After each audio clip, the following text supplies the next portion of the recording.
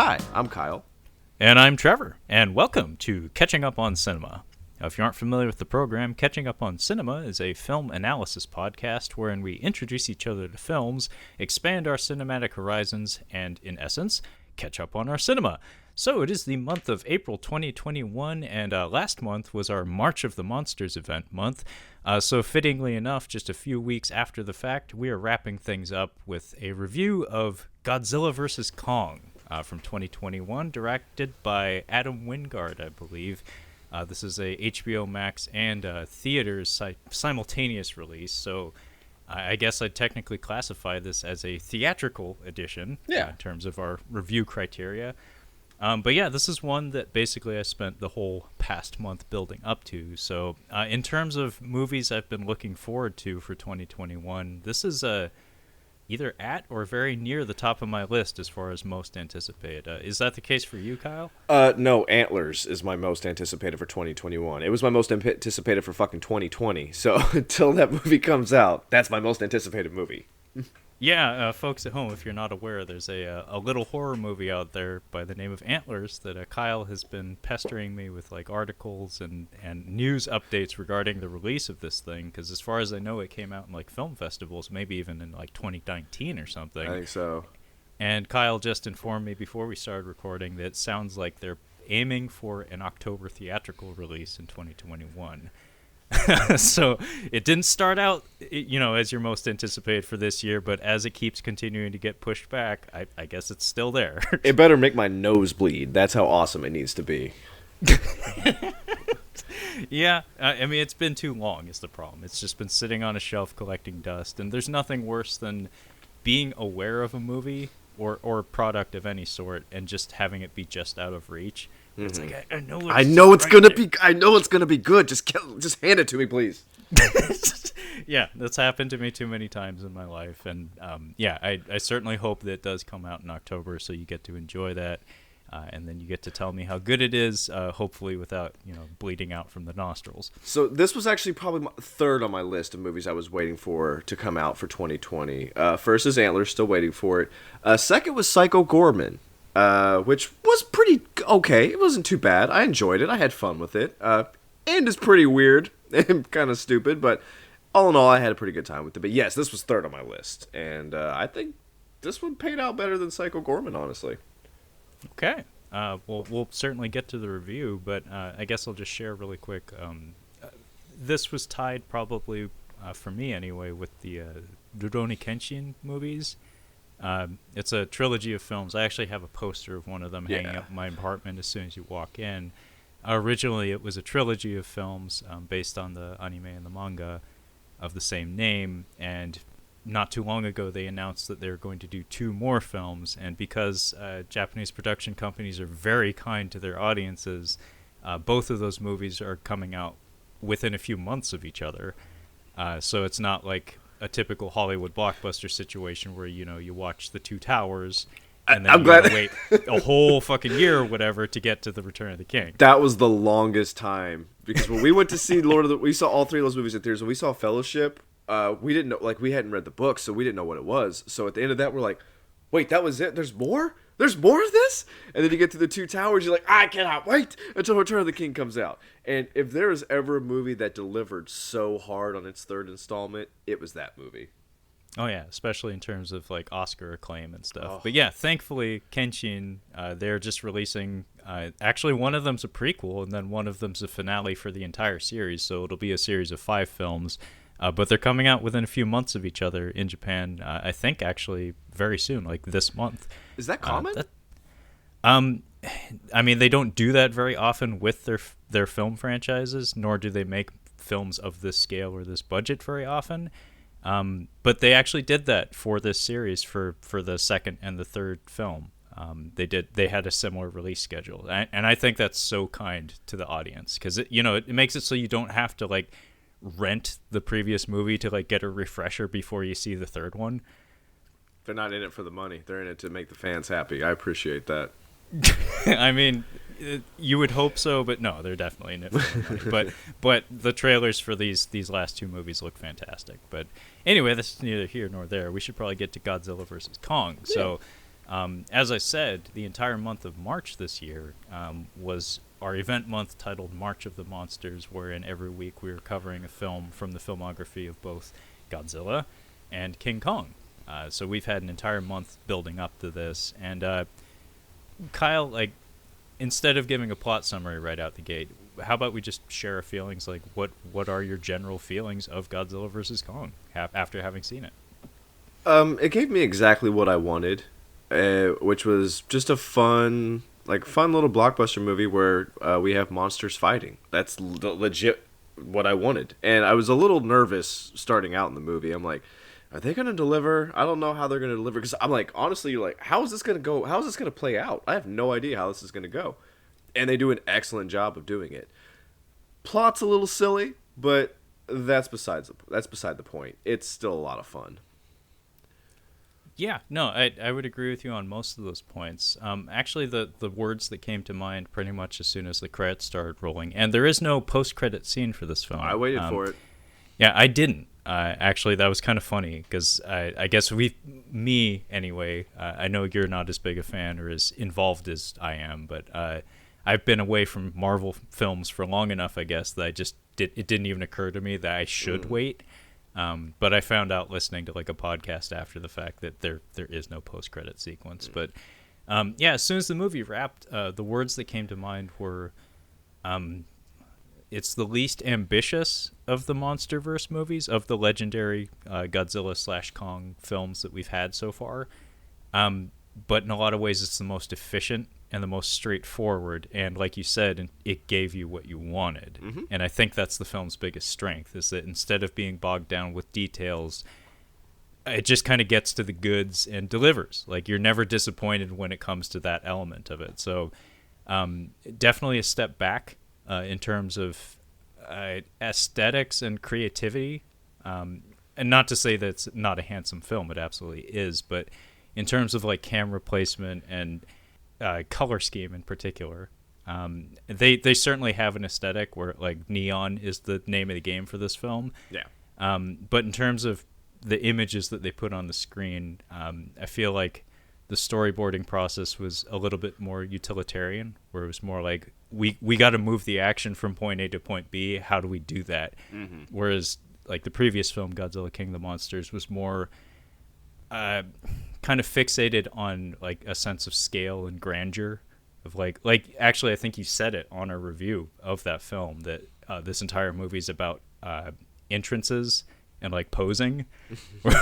or like most of the monster action consists of people, like monsters making grand entrances and like having the music swell and having the lighting be like pitch perfect, where it's like almost like a poster shot or something. Mm-hmm. But then when it gets to the actual action element of things, it's kind of like haphazard. But this movie didn't even really have that. It was just like monster shows up, shit gets wrecked. It's like we got to go. There's a bit more urgency in this movie. It feels like yes. Like we have a bit more we need to take care of. Yeah, no, I think that's very accurate. But like I said, this movie is directed by Adam Wingard. And I think part of what makes these Monsterverse films so interesting, and I will say right up front that this Monsterverse is kind of quietly becoming one of the better film franchises we have these days in terms of like blockbuster really is, films. Yeah, honestly. And a part of that, I think, is just because it's simultaneously very cohesive and very not, which is a tough thing to do, because the Marvel movies famously have Kevin Feige as like the puppet master, that kind of the head executive producer who's wrangling the entire Marvel MCU.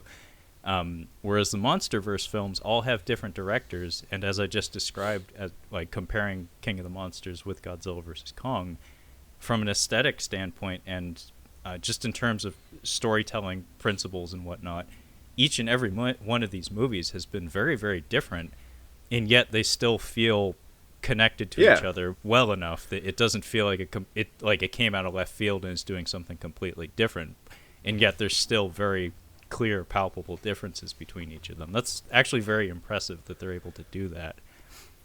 But yeah, this is the only one that this fella has directed. I think Michael Dougherty did the previous one, and then Gareth Edwards, I think, did Godzilla 2014. Yeah.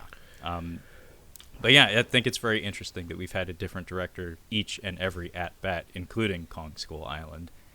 And in fact, different composers, but we'll get to that later. But Kyle, do you want to try to give us a plot summary for Godzilla vs. Kong? I mean, you literally could just say Godzilla vs. Kong. It's like lizard versus monkey. Yeah. So, the plot. I actually don't know how to do a plot summary because it's King Kong is taken from his captivity to try to draw Godzilla down to the hollow earth, I think is the plot. Not quite. Do you want to do it? Because I'm blanking here. I'm like, what is the plot of the movie? Well, it is very focused on the monster's perspective of things. But basically, it's something is causing Godzilla to lash out at humanity. Okay. And so humanity is looking for a solution to that because Godzilla is obviously a bigger problem than we can handle, and we didn't expect to be having to handle it. So a plan is devised to utilize Kong as a guide to the Hollow Earth, which has been established in previous films, where there are some sort of materials that contain energy sources beyond that of human understanding, which will allow us to construct weapons to fight Godzilla. Merry mishaps ensue. Yeah, you can't. We should say at the top, I'm gonna poke fun at some of the logic of the film, but it's unfair because I think it's so stupid that you're supposed to just turn your brain off. It's like don't worry about it, just let it happen. Yeah, it is definitely that kind of movie. And in fact, it shows in the editing sometimes so badly that there were some times when I had to squint at the movie and I was like, hang on, why is that here? Like, or hang on, why did you bother? Like, why didn't you just completely cut that out? So Kong's lineage can build stairs, use tools, and battle each other in the Hollow Earth, and they're all dead. Like, guys, this isn't adding up here. Okay, so folks, because this is a theatrical edition review, we're going to talk about this film in a slightly non-traditional fashion. Normally, we go beat for beat, we go front to back with. It's a Jackson Pollock this week. Yeah, this one's going to be kind of all over the place, so try to bear with us. But you mentioned the Hollow Earth, and before we started recording, you were actually questioning if this was an element of previous films, and all I had to do was say a couple words, and you're like, "Oh yeah, right. Oh right." Yeah. So the Hollow Earth, funny enough, in our most recent rewatch of Godzilla 1954, surprisingly enough, it totally flew by me until this most recent rewatch. But that was actually mentioned in the script for that original Japanese film from the 50s. Was that in the first presentation, like the very first presentation they start talking about Godzilla? It may have been in the second, but Okay. Either way, it was early. Yeah. During the professor's presentation to the Japanese government, like, hey, so there are these pockets in something I like to call the Hollow Earth where creatures may exist that we're not aware of. Yeah. And our H-bomb testing may have, done some geological damage or something and caused them to break free. So it was actually mentioned in that original film. It's such an obscure, deep cut that I don't think anyone, who wasn't obsessively combing through that film would have picked up on. But beyond that, in Godzilla King of the Monsters, it's actually a pretty important plot point. It's actually brought up several times. And in fact, we kind of, skim the surface of the Hollow Earth in the form of that temple where Godzilla takes refuge to, recharge his batteries, essentially. It's where Dr. Ken Watanabe, blows him up with a nuclear bomb to bring him back, to make him better. Is he doing the 1,000-yard stare with his mouth open at that point, or is he actually doing something? I mean, most of the time he's doing the 1,000-yard stare, but he does have a couple of lines of dialogue before he blows himself up for humanity. Okay. But yeah, the point is, yes, it was an element of previous Monsterverse films, but I think it's a good time to probably just explore all of that, because that was a kind of a key sequence in this film where we actually go there and we actually spend a decent chunk of screen time there. Kyle, do you have any like initial thoughts regarding the Hollow Earth sequences? It's. I thought it was. I think it's fun. I think it was a fun idea. It makes no sense. First of all, the amount of money that has been put into first Mechagodzilla, however much money they were pumping into that project is insane. But the actual tunnel that they have to get to the wormhole or whatever the fuck they use to get there, this is like Mines of Moria fucking epic. Like it is like billions upon trillions of dollars to build this just thing for King Kong to swing through to get to this. They get through no problem. And I like the design. I think it's a fun design. It's kind of cool. It looks like Elysium. Where it's like we have two mountain ranges and they're like just parallel to each other. It's like an oval shaped little hole in the earth. But yeah, it's pretty silly, and I think it was pretty careless for the mom to bring her daughter down to there. Yeah, that was a little questionable, but I like that the way they get transported there. I mean, they actually do a pretty good job of building up like what the experience of going through that portal is going to be like. Where it's like, and we also have that plot detail of by the way, Alexander Skarsgård I think got top billing in this film. Not entirely sure why. Rebecca Hall probably should have. Yeah. In terms of like screen presence and in terms of contributions to the story. There has to be like a law or something that every movie has to have a Skarsgård or a Gleason in it. But I mean, yeah, the Skarsgård, like, what's the fucking dad or the oldest? Is he the dad or the oldest brother? I don't even know. I don't even know what they are. I would imagine it's the dad. Stellan. Yeah, Stellan. Like he did the oh god damn it, the Pirates of the Caribbean movies. The youngest one does the It movies. What does Peter do? He's just handsome in movies. Like he doesn't have to have a trilogy or any kind of franchise. They just put him in stuff. Yeah, I mean, Stellan's my guy. Like I actually have no impression of Alexander whatsoever. I do know that he did that Tarzan movie a while back. I've never seen him put in like a good movie. Like I don't know what good movie he might be in Melancholia. I think that might be his. He worked with Von Trier, so I think that was his one. He did something right if he was selected by Von Trier.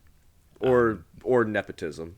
Or nepotism. I think it's nepotism. Yeah, he worked with his dad, may as well work with the son. But he is our Dr. Nathan Lind, who basically he's the only reason he's roped into this mission is because he is apparently an expert on Hollow Earth, a place in which no human has ever been, so I don't know how much of an expert that makes you, but we do get some exposition earlier in the film saying that his brother was killed trying to breach the same portal, and I guess it's because of gravity inverting. So basically you get the weight of the planet slamming down on you, and it just crushes you into atoms instantly. And knowing that when we're heading into the portal, it does give something... It does lend to some drama there. And then the special effects there are very intentionally reminiscent of like 2001, although clearly not done using the same technology, but it's still impressive. And the sound editing there was very effective. It was one of those sequences that's like, man, wish I could have seen this on the big screen, right? With the big speakers. Probably would have made it a lot more fun. But it would have. The look of the Hollow Earth was very reminiscent of like Pandora from the Avatar film, with like, you know, the mountain range facing upside down, like in the sky and stuff, and like gravity's kind of bonkers. It reverses and inverses like all over the place. But I fell asleep in Avatar. I never went back to watch it again. Yeah, I mean, you had your shot, Kyle. There's really no reason to go back to it. And it was in the IMAX theater, so I wasted. Oh my god! You paid that ticket price, and you fell asleep. Jesus, out like a log, just. Well, yeah, I mean, Avatar still has a long legacy when it comes to Hollywood film productions, where it's like, when you're making a film of a certain scale, I think it's impossible to ignore the numbers that Avatar put up. Where it's like, you know, maybe it wouldn't be the worst idea to borrow some shit from James Cameron. He does seem to know what he's doing. He does. To selling a fucking product. So it doesn't surprise me that we have a very Avatar-like sequence in here.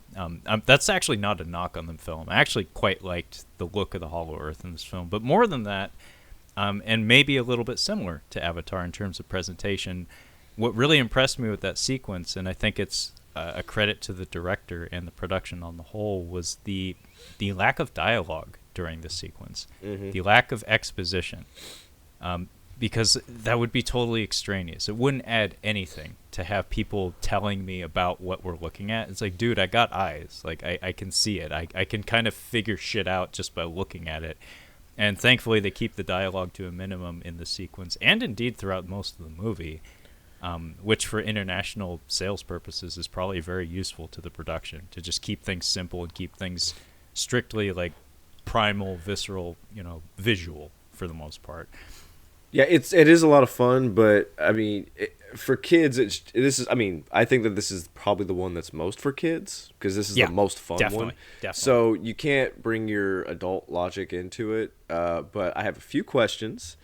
Again, who built the stairs? When did they learn how to use tools? Why can Kong? Oh, I mean, how does Kong just figure out how to use tools immediately? And then my biggest question: what is the light source in the Hollow Earth? Because there appears to be a sun, but I don't think that's the sun.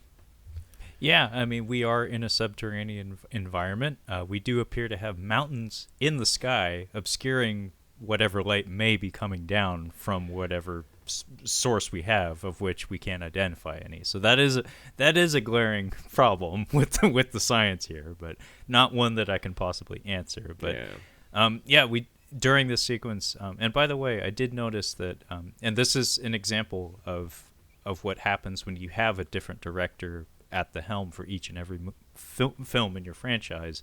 I remember in Kong Skull Island, who, by the way, Toby Kebbell did the performance capture for Kong in that film. He's also in the film, but I generally don't care much for him as an actor, but I will say the man can move, apparently, because his performance as Koba in those Planet of the Apes films, and his performance as Kong in Skull Island, I quite like from a physical standpoint. Rock and Rolla? Yes. Okay. Rock and Rolla. I don't know if he came back for this film, but what I was getting at was that in Kong Skull Island, I do know that a conscious decision was made to have him have the posture more of a human, and to be bipedal most of the time, to be walking upright most of the time. In this film, actually, we get to see Kong moving like a traditional gorilla, like walking on his knuckles and running on his knuckles. I want to say that may have been a conscious decision to create more empathy for the character, where you see him as an ape, and it creates a sense of like, oh, he's an animal, like he doesn't have that like shoulders back, like proud posture of a human being. He's moving like you would see an animal in the wild move. But anyway, yeah, he has like a Castle Grayskull in the Hollow Earth, which opens via Batman handprint. He has fingerprint identification in the Hollow Earth. But yeah, what Kyle's describing here, he has a big old temple with a throne, where I was half expecting him to do the King Lear thing with the like chin on the knuckles pose. And yeah, there's a staircase leading up to this giant throne. And by the way, all of this is proportioned to Kong. Yeah. Who do you think's dumber, the characters in this movie or the characters in Alien Covenant? Because I mean, it's pretty close. You're in the Hollow Earth. Okay. You get out of your spaceship. No. Like, absolutely not. You have look at this shit. Like, they already saw, like, did they already see the lizard things that he had to fight? Yes. Yeah. In fact, they helped him fight them. Yeah. No. Do not get out of that. What are you doing? Yeah, no. Anytime I see anyone take their helmet off in any space movie, I don't care what your readout on your little PDA thing on your wristband says. No, that helmet stays on. That's what we learned in Alien Covenant. It doesn't matter if you take your helmet off. The alien will find a way. You'll snort That's it. That's actually a funny connection to this movie. Demian Bashir is in that. He's in Alien Covenant. Mm-hmm. He's the fella that gets the acid on his face towards the end. I like him. Yeah, everybody likes Demian Bashir. He's fantastic. Yeah, he's like messing with his little mustache in this movie as the Oh yeah, villain. he is twirling his mustache quite thoroughly throughout this entire film, and you can tell he's having fun with it. I feel like he could. What's the? Oh gosh, he's in Capote. I can't think of his name. Sorry, I have to look him up. Go ahead. Okay, well, yeah, in this temple, what Kyle was getting at here is that it's a constructed temple with steps and a throne, and there's an axe in there, which is constructed of some sort of giant bone, and apparently one of Godzilla's, or at least Godzilla's species, dorsal spines. But yeah, I don't know who was supposed to have constructed this. In King of the Monsters, I seem to remember some throwaway bits of dialogue saying that actually Ken Watanabe reiterated this several times in that movie, that in ancient times humanity worshipped the Titans. And by the way, that's their buzzword for the giant monsters in the Monsterverse movies is Titans. Mm-hmm. I bet they're kind of pissed at Guillermo del Toro because he took the word kaiju for Pacific Rim, so they had to use something. It's the same production company, Legendary, but I just think it's funny that he beat them to it, so they have to use a different one. So there's his Titans. But yeah, there's a lot of lip service paid to, humanity used to worship the Titans, so presumably humans built this temple, but good God, this temple is like over 1,000 feet tall, and that's just in the doorway. Mm-hmm. I don't really know how one would do that, but or maybe Kong's folks or his family were very smart by ape standards and knew how to build shit or something. I don't know. I feel like they just committed to, you're going to have questions, and we're not going to answer them. Yeah, just watch the monsters fight. That's actually kind of the beauty of this film, and I said this before we started recording, that I feel like a lot of the editing decisions made for this film were biased towards making a streamlined, approachable, entertaining film as opposed to making a depthful one. So a lot of character stuff was cut out. I think it's very telling that Lance Reddick, who has worked with Adam Wingard in the past, I think he's in that film The Guest with him. He is in the front credits for this film, but he has exactly one line and is in maybe 2 shots. And not only that, when this film was in production, I remember distinctly that Jessica Henwick was advertised as being one of the people in it, and I remember being like, oh, I kind of like her. I'd be interested to see what they do with her. She's not in the film. However, I do know that she was apparently cast in the film at some point, as was Zhang Ziyi. So a lot of shit got cut out of this film. And there's one character in particular that we'll get to who is very, very obviously shortchanged in terms of the final edit of the film. Because their presence in the film is, as the film currently exists and will continue to exist, because as far as I understand, the director released the film that he wanted to release. This is not going to be a release the Wingard cut situation. This character got completely shafted, and it's actually more puzzling that they're still here as the film currently exists. But I actually had a question for you about this temple here, and we'll get out of the Hollow Earth in just a second, folks. Like, sorry to bog us down so early, but the question I had for you was that there, as Kyle had said, this film poses a lot of questions and puts out a lot of interesting potential story threads. And it makes no effort to answer any of the questions you might have, because it knows what kind of movie it is, and it's in the movie's best interest to just keep on fucking moving, keep on trucking. So the question I had for you, Kyle, was when we're in this throne room, Kong picks up this axe, and then he lets out a big old bellow. So I don't know what that's supposed to signify other than him being like, I has axe, yeah. But when he sits on the throne and he places the axe back on the floor, like in some sort of divot in the hole that's shaped like the axe, there is a symbol, a glowing symbol that appears on the floor around the throne, and it looks suspiciously like Godzilla. Like, it has the same blue, like ethereal blue glow that Godzilla has when he's charging his fire breath, and the symbol on the floor surrounding the throne is shaped like him. Did you have any guess as to what that could mean? Because the movie certainly doesn't try to tell us. What I'm guessing is they are ancient adversaries, and Godzilla is supposed to be in the Hollow Earth as well. That's really...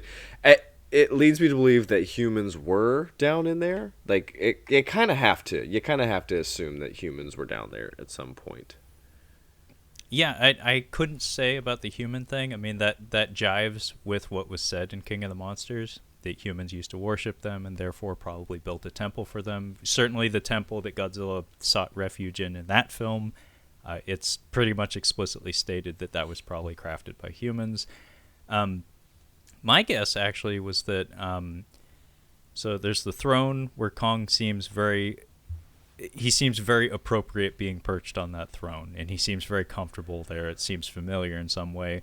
Then you have this glowing symbol of Godzilla surrounding it. My theory is that Godzilla is meant to be on the surface and Kong is meant to be in the Hollow Earth.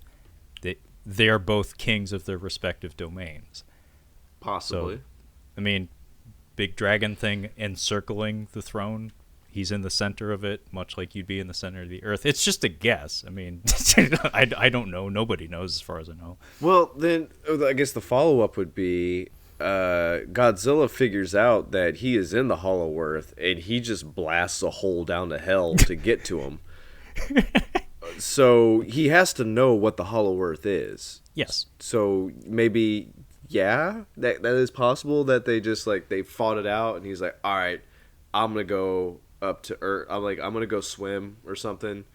But maybe that's what it is. Maybe, was there a water source down in there? Because, I mean, that's what the first Godzilla movie was implying, was that we dug so deep that we, hit the Hollow Earth. We freed him. Yeah. So it is possible that they both lived down there. Godzilla went swimming, figured out she can get out, and then went up to topside, I guess is what you call it. Yeah, Godzilla went to Kong's house party and was like, "Fuck you, I'm gonna make my own party." Yeah. And he went down the block and he said, "My party's up here." What? He got punked at a high school pool party, and he's just like, "Fuck it, I'm gonna go," and he just swam off. Yeah. I'm gonna do like Dave Bautista. I'm gonna hit the weights. I'm gonna get real big, and then you're not gonna fuck with me no more. Yeah. Yeah, I mean, that's my guess, because everything about the construction of Skull Island suggests that it was like pushed up out, much like a volcano or something. It was like pushed up out of the Hollow Earth, because like all the creatures that live there are, Titan-like creatures. They're all larger than life. So my guess is like Kong maybe got accidentally ousted from the Hollow Earth. Maybe Godzilla, same situation. But either way, they don't like each other, no. And they're not meant to be on the same block. Like they need to be in different neighborhoods. Yeah, they are not friends. No, they are not friendly with one another. But anyway, that's probably enough Hollow Earth talk. That's probably more than enough Hollow Earth talk. So let's back to the beginning. So the movie, by the way, our principal cast, Kyle has been very vocal in like texting me and whatnot, that you can just kind of give or take like the majority. The majority of the human people in this film, of which there are surprisingly many. Yeah. Well, we like the amount of people we have are supposed to be the different threads. Like we have two stories going on at the same time. I suppose we have. What's her name? The town, Rebecca Hall? Yes. Got it. We have Rebecca Hall and her daughter, and then we have Skarsgård, who teams up with them. And then we've got rich trillionaire, I think. Damian Bashir. Oh, Clifton Collins Jr. I think that could be his dad. Like they look like they could be siblings, or at least some kind of family. Damian Bashir is several times more handsome. Yes, than Clifton very Collins. Much. Oh yeah, it's his ugly son, but yeah. Well, it's his ugly son with something to prove, so he would actually fit in very well in this script. Yeah. You've got the billionaire, and then off doing like we don't even need him in the movie. You've got Stranger Things girl 11, Billy Bobby Brown, Billy Bobby Joe. And you've got the kid from New Zealand, whatever his name. Julian Dennison. There we go. I've got to learn his name. I like that kid. And then this dude, I think he's from If Beale Street Could Talk. I haven't seen him in anything. Brian Tyree Henry. Yeah. I haven't seen him in anything. So I have no idea who this dude is. But yeah, you have these three, and they're just like doing their story adds nothing to this. I kind of agree. And to make matters worse, I didn't know when this was going to come up, but for me personally, I got almost like a little bit of an Ant-Man vibe from their scenes in particular. Where, bear with me, it's not a one-to-one connection, but what I mean by that is something that irked me about that first Ant-Man movie in particular. Not that I'm terribly fond of the second one, is that I noticed a distinct difference in energy between the dialogue scenes and the special effects scenes. Where in the first Ant-Man movie, I felt like the way it was shot, like all the dialogue scenes is very flat, just kind of like by the book shit. Like there's not a whole lot of creativity in where they're placing the camera or how they're doing their lighting, which is kind of a staple of Marvel movies. But this one, it was to an extraordinary degree where it's just like, are we just going to do this for every dialogue scene? Like we're not going to move the camera. We're not going to really put a stamp on anything. But then you get to the special effects scenes in that movie, and it's like kind of next level interesting cinematography and interesting angles, interesting colors, interesting lighting. And I kind of got that vibe from Millie Bobby Brown, like all of her scenes, like the Scooby Squad. I want to call them the Pro Godzilla Squad, because I think that's what they were trying to do with the human characters. Is we have a Pro Kong Squad and we have a Pro Godzilla Squad. Never shall they meet. And yeah, every time we were stuck with the Pro Godzilla Squad with Millie Bobby Brown and her Scooby Squad, everything it feels very flat and very by the book. Where it's just like, this is very utilitarian stuff. This is strictly to give us an excuse to have insight into important plot details that we really can't think of a way to relay better than just having a character do a Luke Skywalker on the Death Star thing and just like find a way into places they really have no places being. How they get to China is incredible. That is trillions upon trillions of dollars that they put into that that idea. But I remember Pacific Rim, and Charlie Day was actually kind of a big part of like I know what you mean, where you're balancing. We have these huge CGI moments where humans aren't really talking, and then you have those moments where people are talking. I remember Pacific Rim being pretty good about that. Like, it was a pretty good balance. Yeah, I don't know if I should get into this now, but fuck it. So when I use the term less ambitious or unambitious, this film is not unambitious. But what I mean by that, like less ambitious than the way Godzilla King of the Monsters, or actually to a greater degree Godzilla 2014 were, the way this movie shoots its Titan sequences, the way the monster action is handled.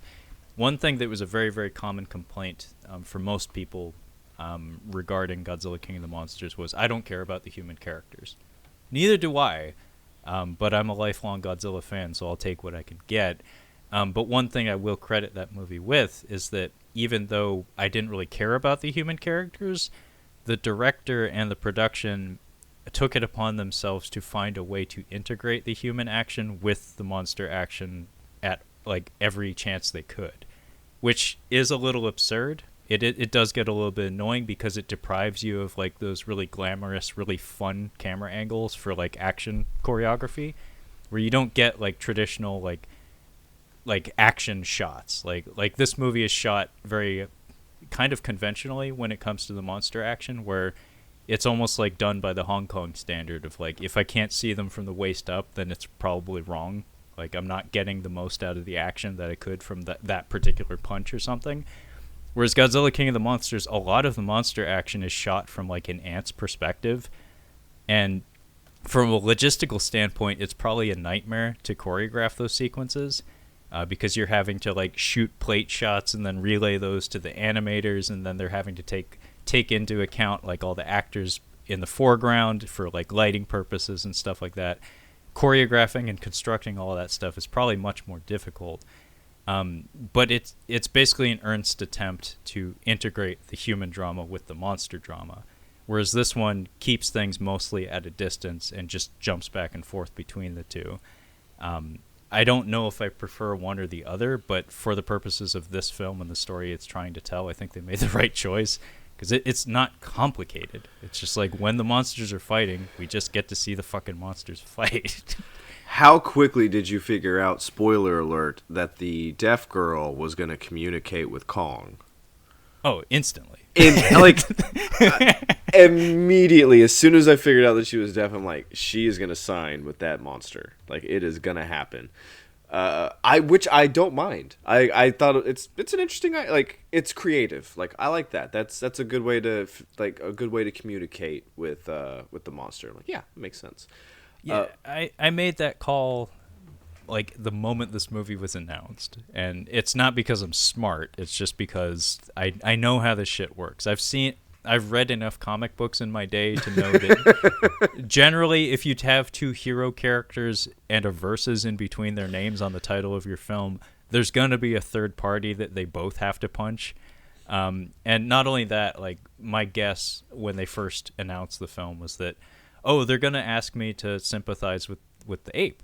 And why is that? It's like, well, when you look at the construction of their faces, like, it's an ape's face. It much more clearly matches that of a human being. In general, I think people have a much more empathetic response to it's an a mammal. ape. Yeah, it's a mammal. Yeah, not to a reptile. mammal and or an ape rather than a fucking lizard. Yeah, no. Have you felt anything towards a fucking like Komodo dragon?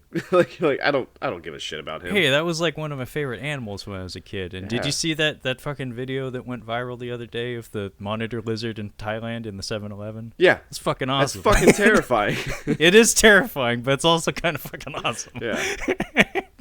But yeah, I expected that, and sure enough, that turned out to be true. And it's not because I'm smart or anything. It's just like, it's pretty obvious. You can figure, like, you can see it coming. Well, and also one breathes fire and the other one doesn't. So one is going to be portrayed as an underdog, and Americans in particular really love underdogs. Now, I do have one complaint that I think is warranted. There is one scene in this movie that I was like, I even rewound it to be like, just to make sure I didn't see it wrong. I went back and I double checked it. I'm like, this would not happen at all. We are in high seas, not high seas, but it is raining like a motherfucker on this boat at one point. And this little girl is sleeping in her room on this boat. She gets up from her bed, walks over to an open door and to an open hatch that goes to outside. Absolutely not. Not even close. One, she wouldn't be on that level. They would have her tucked away somewhere in a safer place, not a fucking sneeze away from a sleeping monster. Two, that door would not be open. I thought it was a dream at first. I was like, oh, she's dreaming and she's walking outside. That is one of the craziest things I've ever seen in a movie. And yeah, Kyle is an experienced seaman, so he knows how this shit works. Kind of. Better than most, anyway. But yeah, talking about the girl, Kaylee Hoddle is her name, the gal that played Gia, who, by the way, I thought that was very curious. There's a lot of shit that happens in between this film and Godzilla King of the Monsters. So what I was led to believe from the opening credits, and I could be wrong, this could be something that gets retconned if, and that's a big if they decide to continue this franchise. The opening credits showed a lot of profiles of monsters and then drew a red X over them and used the word defeated on top of their portrait, much like in like a fighting game or something. And then we end with Godzilla and Kong next to each other and then the titles. What I was led to believe from that is that unlike what I expected from the end of the previous film, King of the Monsters, like, the last shot of that movie is Godzilla roaring and all the monsters around him like bowing. So it's like, okay, he's the king. He directs traffic at this point. What I expected before the film started was that Godzilla was going to like have dominion over the monsters and everything would be kind of chill. Which is like, Godzilla doesn't have beef, therefore all the other monsters keep their cool. But no, the opening credits made it seem like he fucking wrecked all of their shit. Like, he killed all of them. Again, that could be something that I just misinterpreted, but another thing that happened off screen that is actually mentioned, but only in dialogue, is that Gia is from the same tribe of people on Skull Island from Kong Skull Island. So, so the tribe of people that we see in that film apparently were wiped out in some sort of tropical storm. So I'm guessing like the fog bank around the island, like, enclosed on the island or something, and apparently she's the last one. So is she adopted? Yes. Oh, I didn't Yeah, realize so that. all of those people, like the people that saved John C. Reilly and stuff and that worship Kong, they're all dead. And it's just her. I was like, that's fucking grim. Jeez.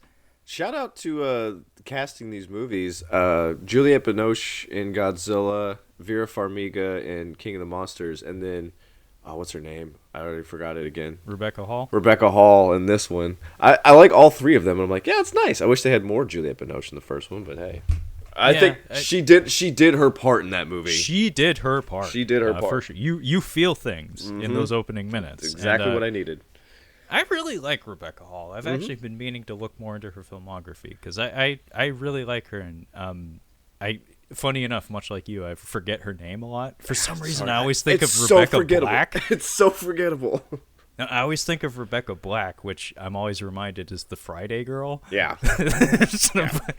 I've actually been corrected once or twice, but I really like her, and in fact, like this is kind of a thankless role, but she still shows up for it. Yeah. She has to sign most of her lines, and thankfully she has a very expressive face. So she does the sign language, mostly mute, but she sells quite a bit of the dialogue with her face. And the relationship between her and the little girl, Gia, it feels pretty genuine. And I think it's fascinating that Rebecca Hall apparently just became a mom before they started production. So nice. She was probably she already had her training wheels on for this role, Yeah. getting used to dealing with babies and stuff. But yeah, they're part of the pro-Kong camp, which also includes Alexander Skarsgård. But yeah, the opening sequence of this film, we're introduced to Kong. Yeah, go ahead. Yeah, I wasn't nervous, but we are introduced to Kong, and we get a couple of needle drops in the form of some songs that, at first, anytime I hear licensed music in this kind of movie, I get real nervous because it's I'm not a big fan of that. In these kinds of movies, like in a comic book action movie, for instance. If I'm watching Iron Man fly around, AC/DC I like, but not when it's a comic book movie. That makes me feel kind of weird. But in this one, I think it was actually the director nodding to, I think it's Jordan Vaught Roberts. I could be mixing up the order of those names, but that was the director of Kong Skull Island. That movie did have a lot of licensed music in it. So it's fitting that from a stylistic standpoint, they would continue that thread of Kong is associated with tropical islands and needle drops, licensed music and stuff. But we get introduced to him, and immediately we get empathy points with him because we get to see him scratch his butt and yawn and stuff. Yeah. And we do see that he has a connection with the girl. And I really like the filmmaking here where it's never explicitly stated that she's deaf, but all you have to do is drop out the sound and zoom in on her ear. Yeah. And instantly the viewer knows, oh, she's fucking deaf. I like how they do it. It's pretty simple. It's so simple. It's so simple to the point that I'm surprised you don't see it more often. Yeah. I wasn't sure which side are we supposed to take in this movie? And then this opening scene, I'm like, is this gonna be goofy? And then I was like, oh no, we're supposed to be with Kong on this from from the beginning. I mean, he yawns and he scratches his butt. It's any monster I see scratch his butt, he's a puppy. I was thinking it was gonna be like George of the Jungle. I'm like, is this gonna be silly? Is he gonna do silly stuff in here? Please don't. I thought Kong, it was good. Hungry. Kong hungry. Tickle me. Amy, tickle good me. gorilla. Yeah, tickle me. Bad gorillas. Bad gorilla. Have you seen dogs now have it's like a mat and it's got these different buttons that says stuff and they're like outside. Why? Seriously, they're teaching dogs to talk, and we joke because we have a border collie and she loves playing tennis ball. We joke that if we were to get it for her, it would just be ball, just all day. And 5 minutes later, you disconnect the speaker. Yeah, you're gonna disconnect. If you haven't found any videos, it's really cute. Squirrel. Yeah, but okay, so they have. We can't go through this shot for shot. Beat No, for beat. we're not going to. But I do want to they have him in a Truman Show stadium. They do. He's Kong is confined to Isla Sorna, I think. Where the fuck is this island? And he's just kind of just picks up a tree, shaves off the sides, and just chucks it into the fucking stadium wall to tell us that he's in the stadium, which I don't understand.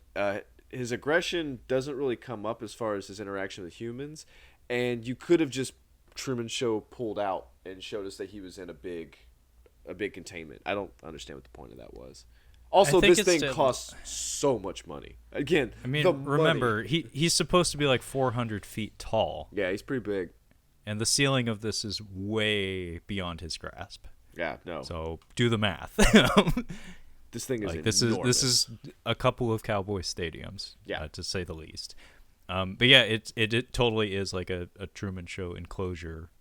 It's a Monarch site, and Monarch is one of those buzzwords that if you've watched any of the previous films, that's basically the connecting thread, honestly, is that we have this super duper organization with unlimited resources that's been tracking the movements of these monsters and in fact like keeping them in captivity over the years until King of the Monsters, where all hell broke loose. But what the reason I think we have this, him using a tree as a javelin to puncture a hole in the ceiling of his enclosure, use of tools, is that one, using tools. 2, sign of intelligence, shows that he's smart enough to know that something's up. Okay. And 3, to give more incentive to unleash him, where it's like he's already the jig is up. He already knows that we're fucking with him, and it's only a matter of time before he finds a way to make things troublesome for all of us. I'm having trouble. So we cannot give Kyle Chandler a movie. Like, we refuse to let him lead a movie. It's never going to happen, man. You are always going to be just a side character. His roles are getting smaller and smaller. Honestly, like from Wolf of Wall Street, like he's got a decent role in there. And then that Super 8, I think is what it is. Like, yeah. He's barely in that. And then this movie, I mean, like, blink and you miss him, honestly. Yeah, I don't know what his place in Hollywood is. I feel like he has I feel like his use in Peter Jackson's King Kong was actually a good use of your Kyle Chandler. He looks like somebody from that time. Exactly. He looks like an old-fashioned Hollywood type. And he actually does have enough acting muscles that he can make fun of himself. And he does that pretty well in that movie, although his role is fairly small. But yeah, he is in a handful of shots in this. He and Lance Reddick share the screen for both of Lance Reddick's shots in this entire film. But yeah, Kyle Chandler his placement in the film is very strange as well, because Millie Bobby Brown gets quite a bit of screen time. She goes all over the planet trying to help Godzilla for some reason, which, by the way, that's very puzzling. Godzilla killed her little brother. And not her mom, but her mom died in a situation involving Godzilla. So, like, are you sure you want to buddy up to him? Yeah, what has he done for you? Yeah, it feels like maybe she's too young for her to be, like, the person she's not in a position to be the one trying to kill him. Like, she has she's not a worthy adversary. Like, she's a child. Like, she can't do anything. So the only thing she can do is, like, he's always misunderstood. So yeah, it's very underwritten to the point that it's a little bit confusing. Like I said, she exists, I think, purely to just provide us with a lens through which we can view important plot details. Yeah, it's a little bit obnoxious, much more so than the Rebecca Hall camp. I think all the Kong stuff is actually handled fairly well, but all of their stuff, all their traipsing around the globe, is a little weird, especially when she makes a phone call to her dad during the finale of the film that the call gets dropped or something. So we're not even aware if it went through. So what's the point of the call? Yeah, well, it went through. Yeah, Kyle Chandler gets to Hong Kong almost instantly. Like, yeah, and why is he there? Like, I get it. I get why he's there. It's because Godzilla's there, but he was just in Florida. Yeah. One does not go from Florida to Hong Kong in 2 seconds. No.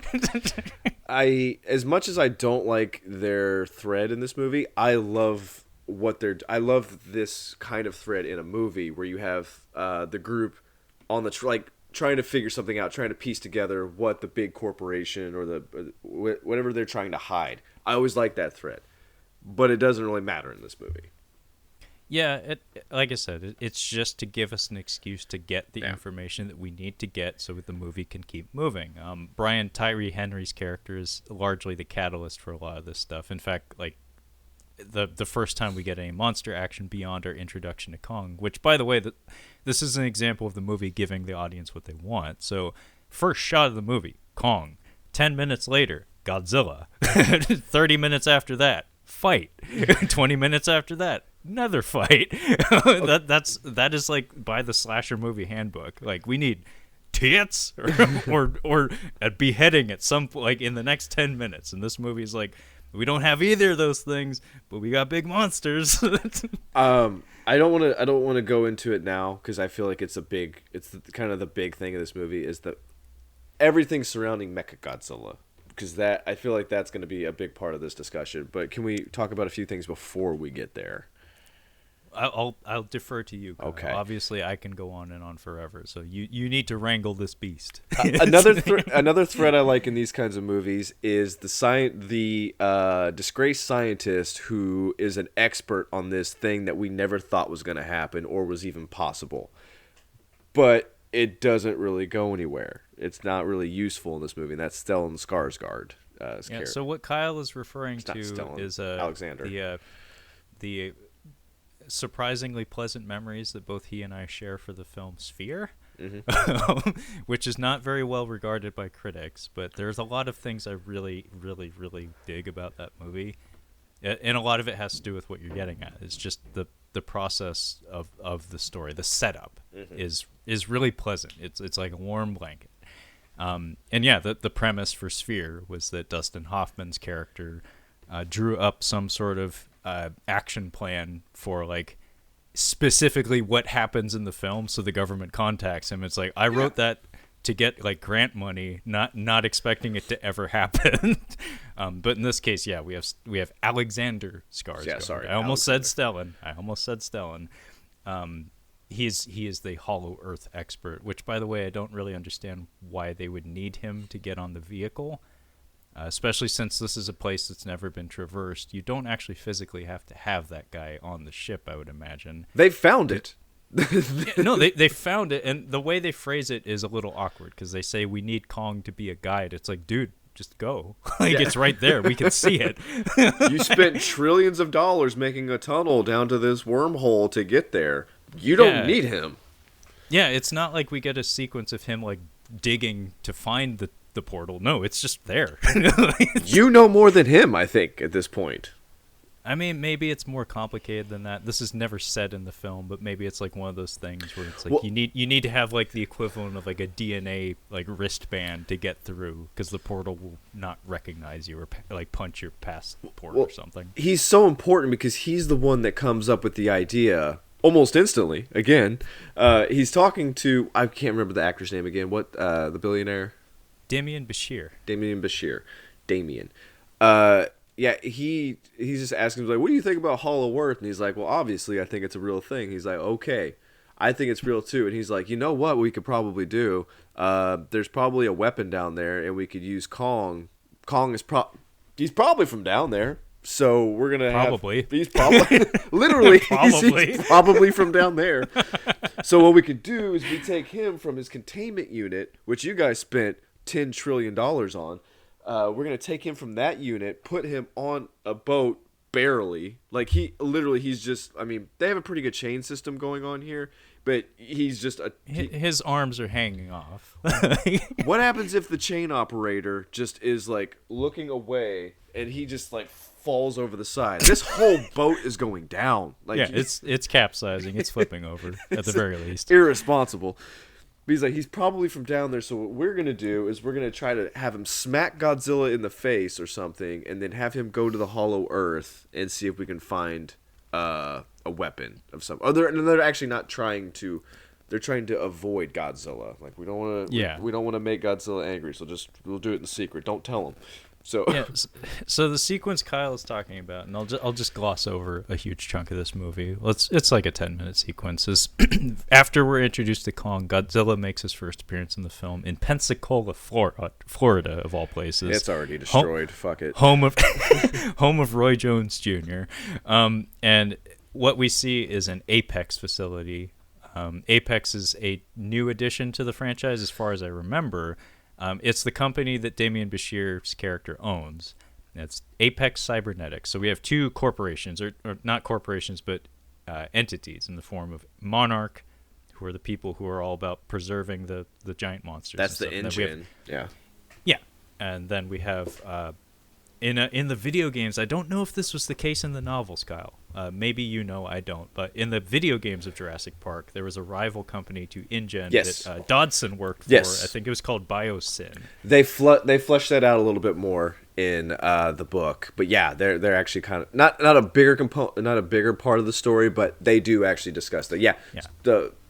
Their point, the purpose of that company is they basically find out what a company's doing, steal stuff, and then try to make a better copy of whatever they're trying to put out. Yeah. Oh yeah, and actually there is a reason to me making this very explicit reference to Jurassic Park. Yeah. So InGen is the company that John Hammond owns, and they're the people who make the dinosaurs. BioSyn is the company that Dodson and Dennis Nedry work for, who are trying to pirate the dino DNA. Bingo! Dino DNA. To make their own, like, bootleg dinosaurs again. That's actually being talked about right now.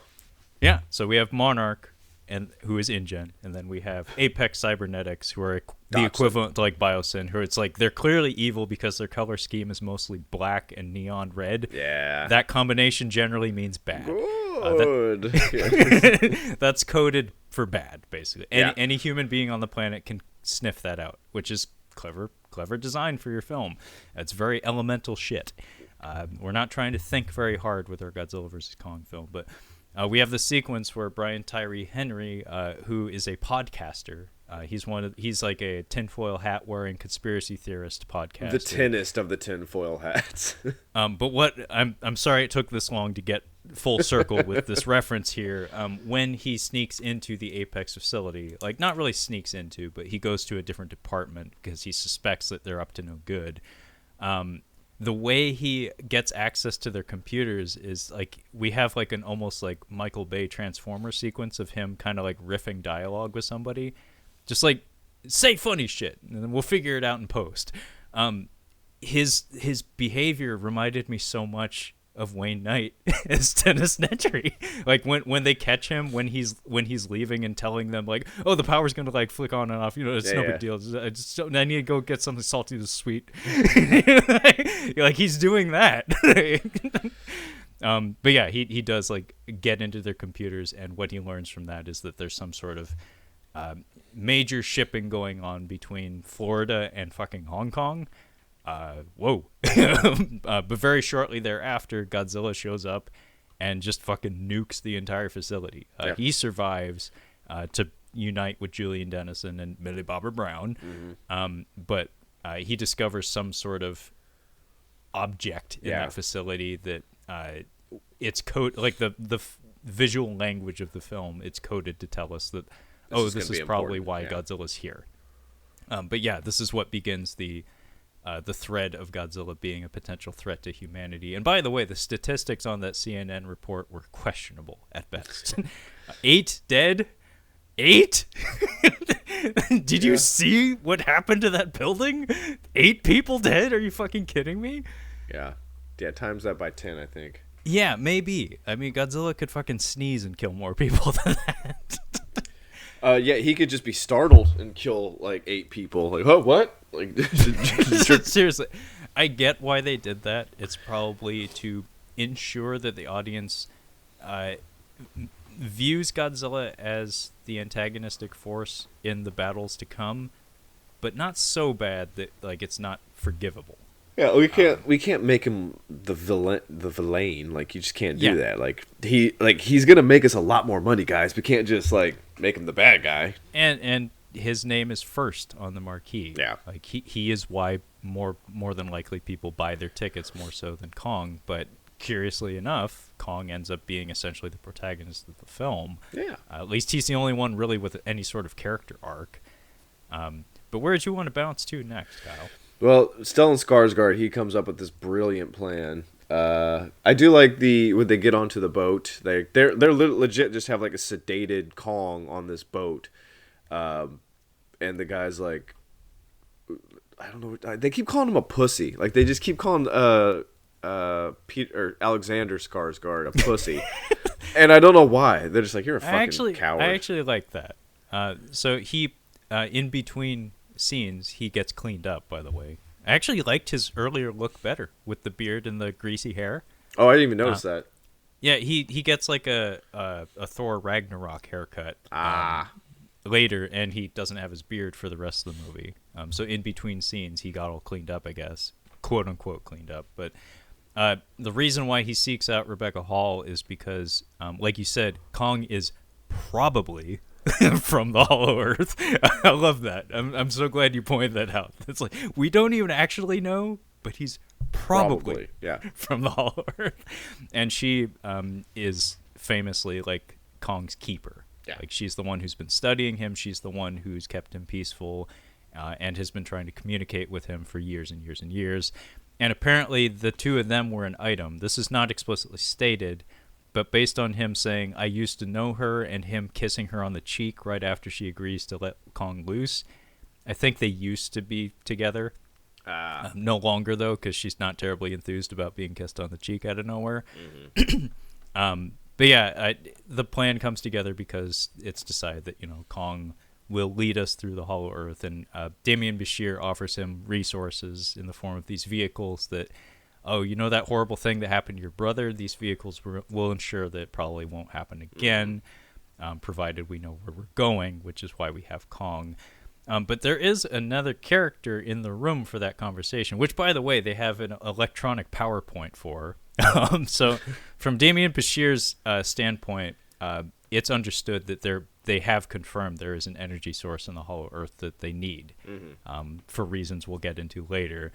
But yeah, they have this electronic PowerPoint, which again, from a visual standpoint, very efficient filmmaking. It's just like, just in case you're a complete fucking idiot, like here's the plan. It's almost like the Death Star, like wireframe computer graphics they have. We didn't need the demonstration. Like, that's it. Okay.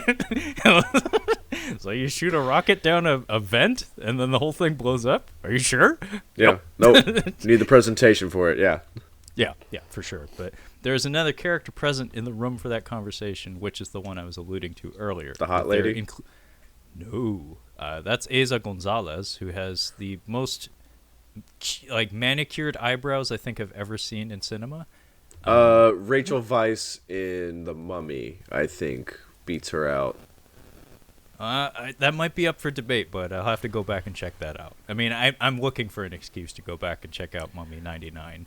I think I might do that tonight, actually. It's always a good, you may have to get a pizza and watch the Mummy. I just got a promo code from Postmates, like $3 off your next order. I'm like, all right, bam, done, sold. You drive a hard bargain. All right. No, Eiza Gonzalez plays Damian Bashir's daughter, who I think you described as what did you call her? Like corporate suit or she's a company man. Like she's just company man. Yeah. Company man. She just did we decide that is her dad or not her dad? It's her dad. Okay. Yeah, no, she's just a company man. She doesn't give a shit. Like she's about getting the shit done.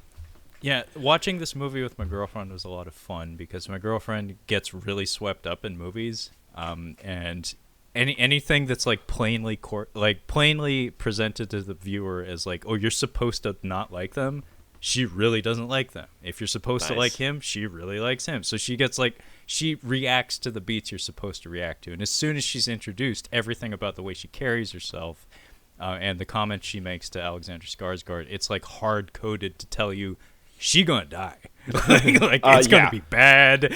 Yeah. I think she is about the same character arc as the hot lady in Spawn, where it's pretty much the same thing. Oh my god, Kyle, I just had my wires cross. You said the hot lady from Spawn, and the image popped into my head, and oh shit, maybe it's the same actress. I immediately thought Munitia. Yeah, it might be Munitia. It might be the same actor. It's very possible that could be her. I mean, it's the same role essentially. It is. But yeah, she is definitely not a good person. Everything she says in her first scene in the movie is meant to be abrasive and company first in mentality. So again, very elemental filmmaking, where it's like, we're not really trying to trick you with any of this. People who are bad are going to be bad. But the character I've been alluding to for all this time is Shun Oguri, is the actor. And he is a big-name Japanese actor. And the character he's playing is named Ren Serizawa, as in Dr. Serizawa. As in Ken Watanabe relations. Okay. And the baffling thing about the conclusion of this character is that his name is said exactly one time in the film, that I counted anyway, and he has zero characterization, and yet he is given shots and moments that hint at dimension. Where during the destruction of the Apex facility in Florida, he gets a shot where he's mean-mugging Godzilla at a distance, and then he, like, hesitates before getting into a helicopter and leaving. And then we later learn that he's the pilot for Mechagodzilla. And then we also have a moment where they obtain the materials they need to, like, make Mechagodzilla armed and fully operational. And he actually, like, comments that maybe we should think twice about this. And then he's dead. I mean, so it's like he's one of those characters that there are definitely additional scenes of him on the cutting room floor, where I would imagine he probably has like some sort of strange relationship with Godzilla in particular, but they cut all of that shit out to the point where he is a non-character in this film. They actually do a little bit of Wild Wild West science in this movie, I feel like, because you know how the one dude was decapitated, and then they take his head and they project the last image that he saw, and it was Buffalo Bill, basically. What the fuck is with this skeleton that they've got all these wires hooked up to? Okay, let's get into that. So, this has been a spoiler-filled discussion anyway, obviously, but just in case you've been living under a rock, Mechagodzilla is indeed in this film. Yes. It was the worst fucking kept secret in Hollywood. I'm actually really? kind of mad. I'm really mad, actually, because some asshole on Twitter posted photos of toys. Oh, get fucked. Promoting the movie in, like, 2019. What an ass. I did not know Mechagodzilla. So I accidentally became aware that Mechagodzilla was in the film because some asshole just threw them out there. And then ever since then, the studio has been trying their damnedest to pretend that never happened. So it wasn't until like the very final trailers for the film, like not just trailers, but like teasers for the film, that they even showed like a single frame that included Mechagodzilla.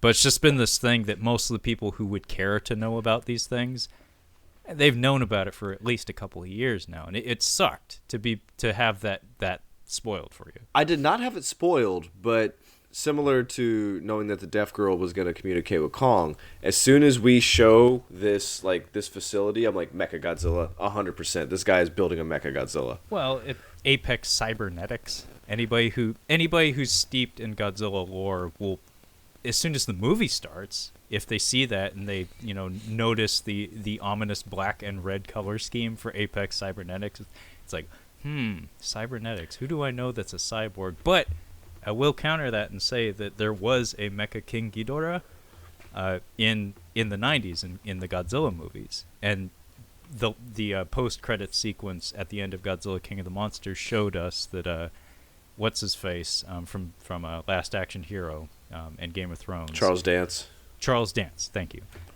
He had preserved one of Ghidra's heads. So that was something that we could all assume was going to be in this movie. And based on the fact that we had a Mecha King Ghidorah at some point in the franchise, maybe we could do that again. And not only that, also in the 90s in the Godzilla movies, Mecha King Ghidorah's head was used to reverse engineer future technology to create Mechagodzilla. So all potential threads based on precedents and whatnot suggested there was either a Mechagodzilla or another Ghidra coming up. And actually, I had a theory that I was a little bit disappointed. This was listed on my one note card I wrote any sort of notes about this movie for as a missed opportunity. One of those was Skull Crawlers. They are in this film. The monsters, the antagonists from Kong Skull Island, are in this film, but the only purpose they serve is for fodder for Mechagodzilla.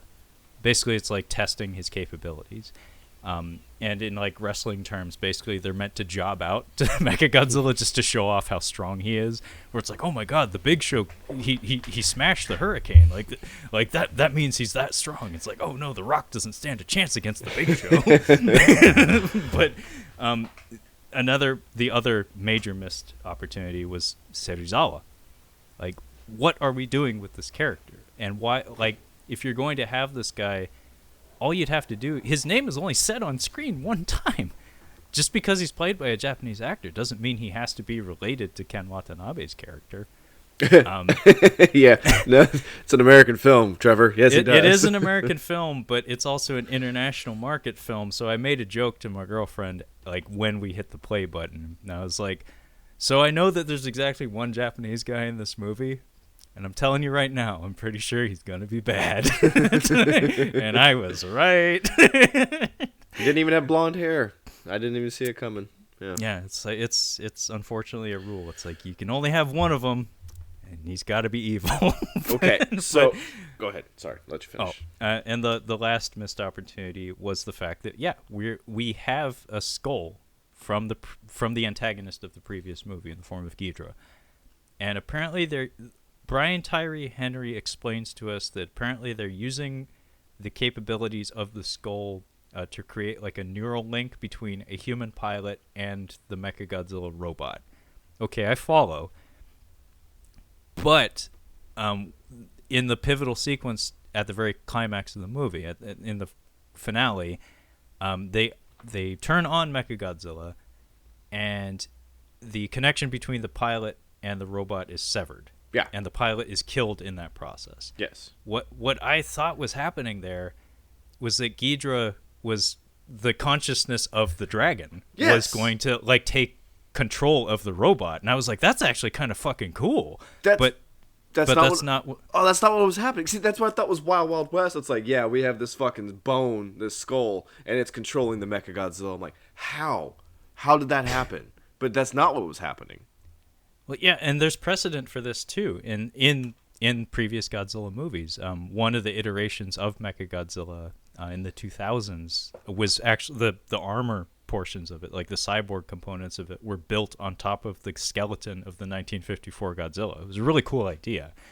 But yeah, my brain started like firing. I was like, oh, actually this is kind of a cool idea, where I was looking for that moment where like Godzilla would like stare down Mechagodzilla and be like, I know you, like something like that, where he'd like recognize that it's like that, like this thing I'm sensing, or this scent is the thing that was pissing me off a few years ago. It's like, you're back? Well, clearly based on his actions in King of the Monsters, the two of them cannot share space. Like, so that would explain why Godzilla flips out every time Mechagodzilla even gets his switch flicked on.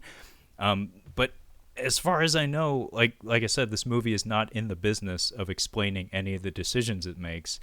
All we get is a couple of visual elements telling us pilot connection severed. Shun Oguri gets electrocuted to death, and Millie Bobby Brown says it's like, I think she says it's thinking for itself now. How did you get that? That's the extent of it. So maybe what I inferred was correct, but I can't confirm. I think it would be a lot more interesting to know that, but like I said, it's not that kind of movie. Okay, so I can just give you the brief run. I can give you the rundown of these three real quick. You have Bobby Billy Brown. She I guess wants to do something with Godzilla. I don't know. She's friends with the Kiwi kid. He steals his brother's van. They want to find this podcaster. She listens to this podcaster all the time. They go to look for him. They find out who he is immediately because he buys a bunch of bleach from this convenience store. By the way, actually, I want to bring something up. The bodega next to my apartment. I saw a man.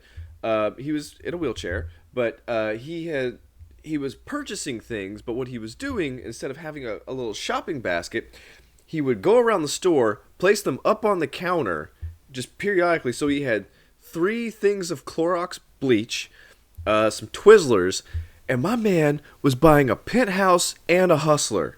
Penthouse and Hustler magazine. Wow. Yeah. He had quite an evening ahead of him. I really? I think this guy might be a serial killer. You don't need that amount of bleach for anything, and you're buying porn? What is wrong with you? Are you dissolving a body in your bathtub or some shit? I'm like, dude, I've got an old laptop you can have if you just need to hook it up to Wi-Fi. You don't have to buy it. You don't have to buy manual porn here. Caveman porn. But anyway, cave painting porn. I do like their exchange with the bodega guy. He's just like, yeah, I don't know who the fuck you're talking about. Do you want to? It's Ronnie Cheng. I believe he's like a Daily Show correspondent or something. He had one of the best lines in Crazy Rich Asians. Optimal angle.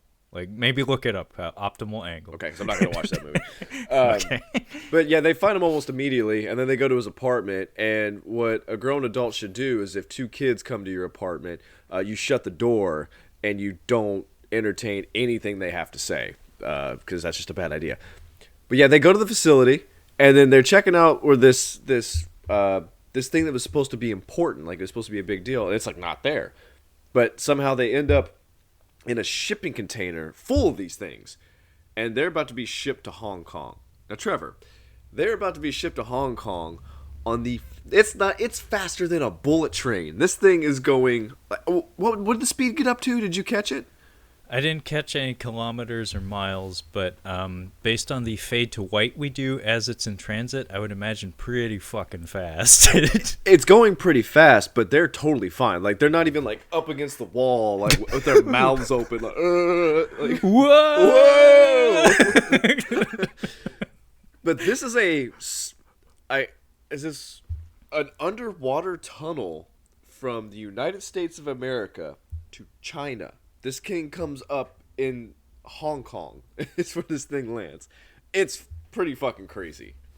So Elon Musk was watching this and be like, "This fucker stole my idea." Honestly, I think it could happen. I think this is legit. We're gonna have like an underwater tunnel to another country.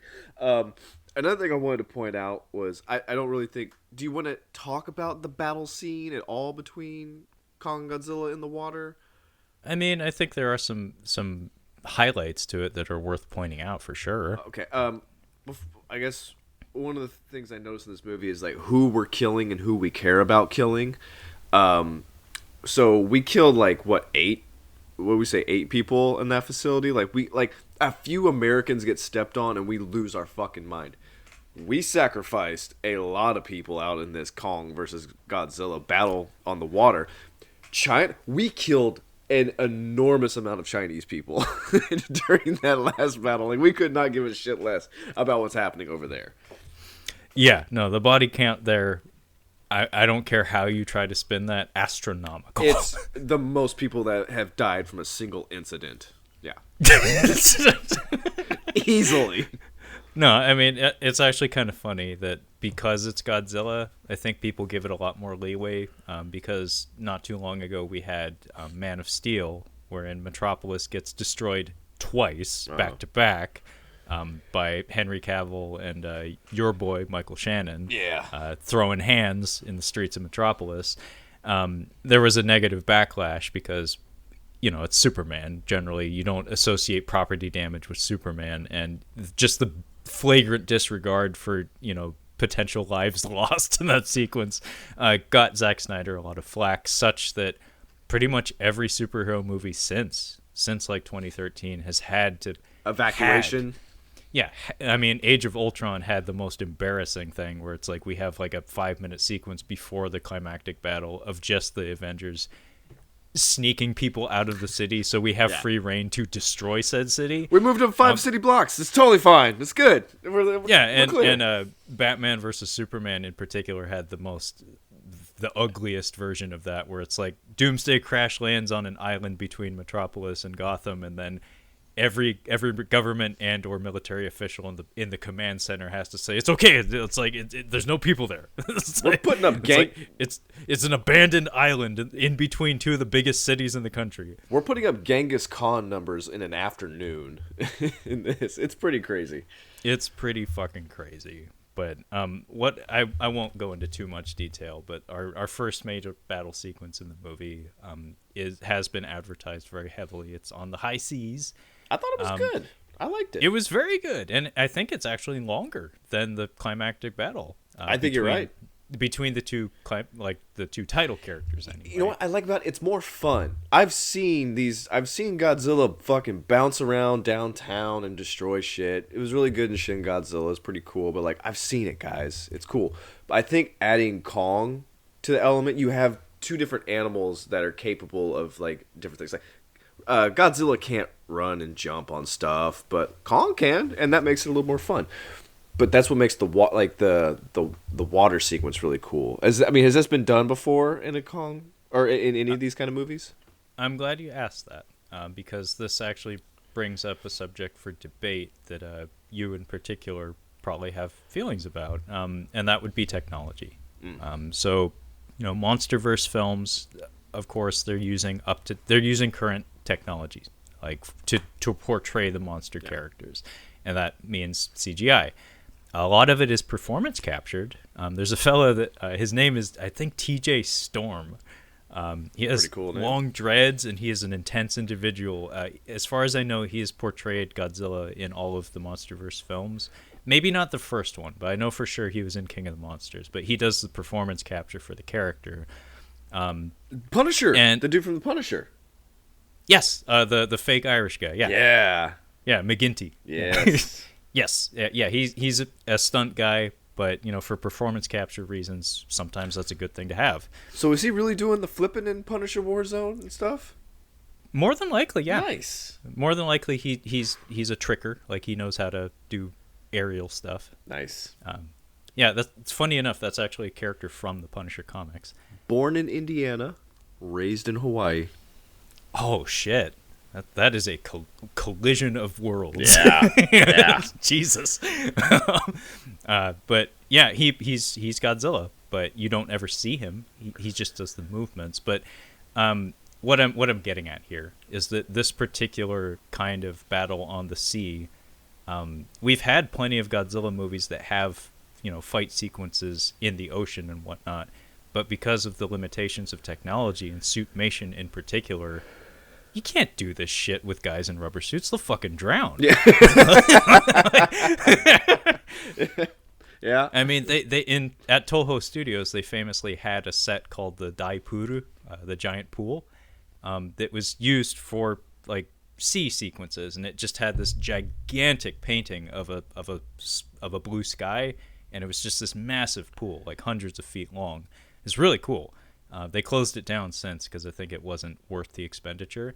But most of the sequences where Godzilla was in the water and blowing up ships and stuff were filmed there. And usually they'd have the top half of the suit so the guy, in the suit could have his legs to keep from fucking drowning. Yeah.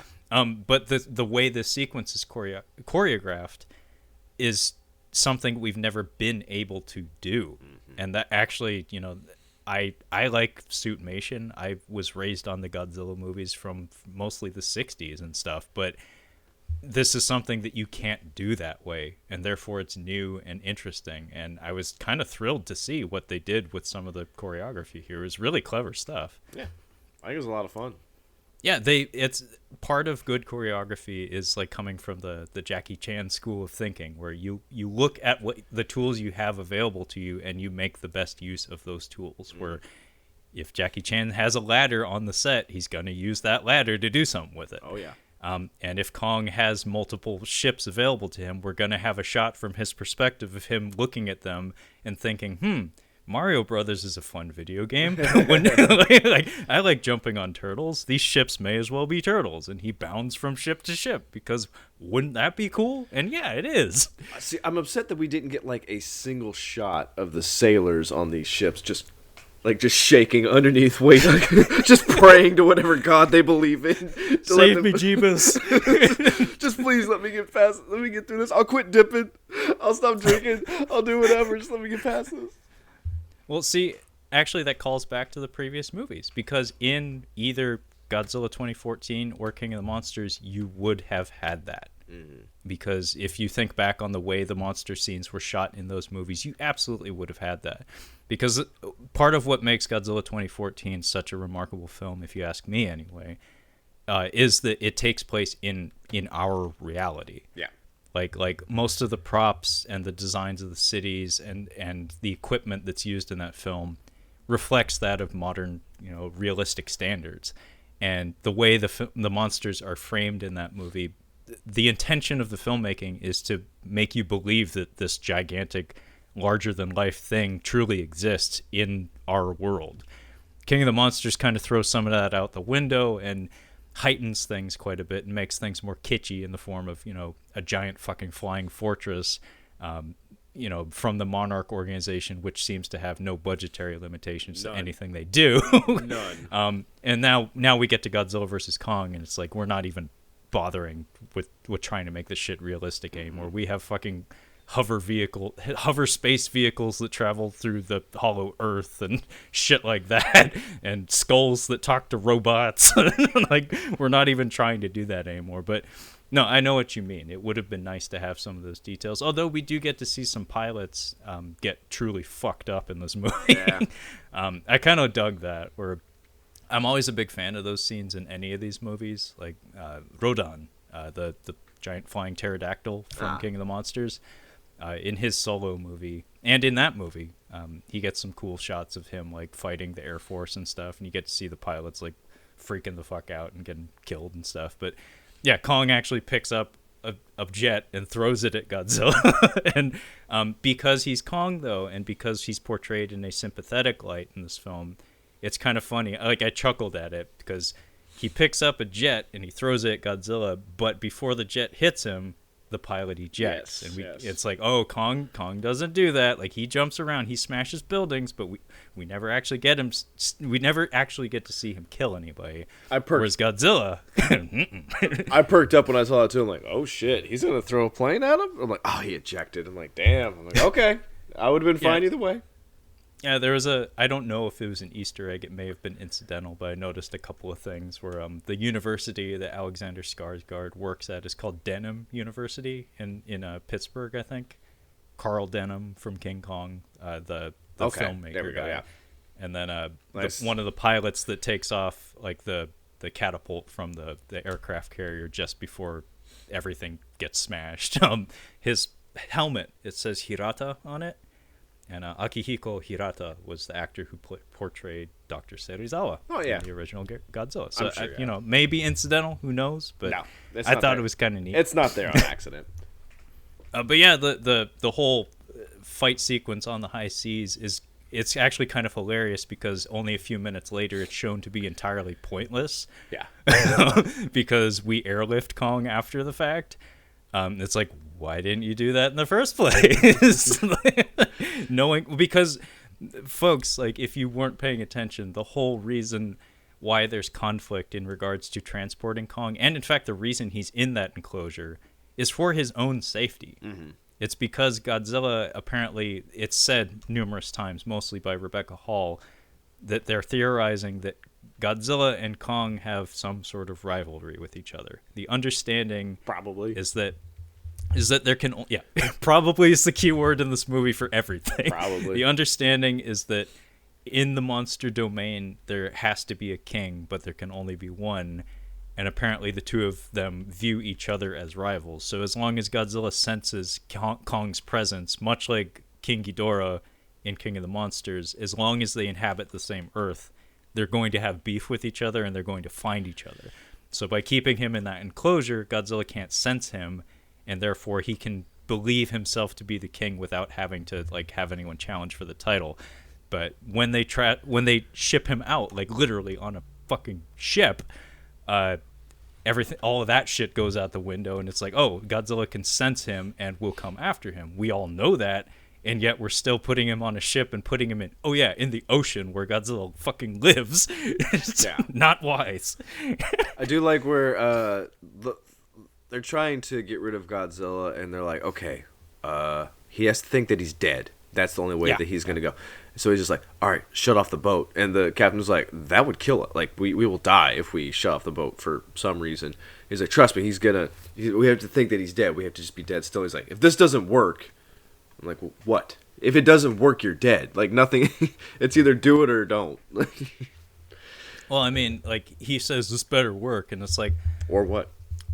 So, this Godzilla thing, he first showed up, like, improper, like, in 2014, yeah? It's like, we've been launching ordnance at him, including nuclear devices. Yes. Since, like, the 50s? Do you really think anything you have on this ship is going to make a difference? like I understand the idea of feeling better about going to your doom, with an empty magazine or something. In the grand scheme, I don't think it's gonna matter, buddy. Just entertain me. Sir, have you ever heard of a sitting duck?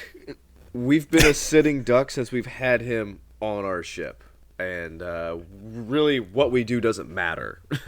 So, yeah. We're gonna try. Let's try this, please. Yeah, in the words of C-3PO, let the Wookiee win. Let the Wookiee win. Yeah, let Godzilla win. Let him feel that he won. Yeah. So that actually is the resolution to the battle in the ocean, which, by the way, I'm not doing a good job of highlighting the choreography, but they really do.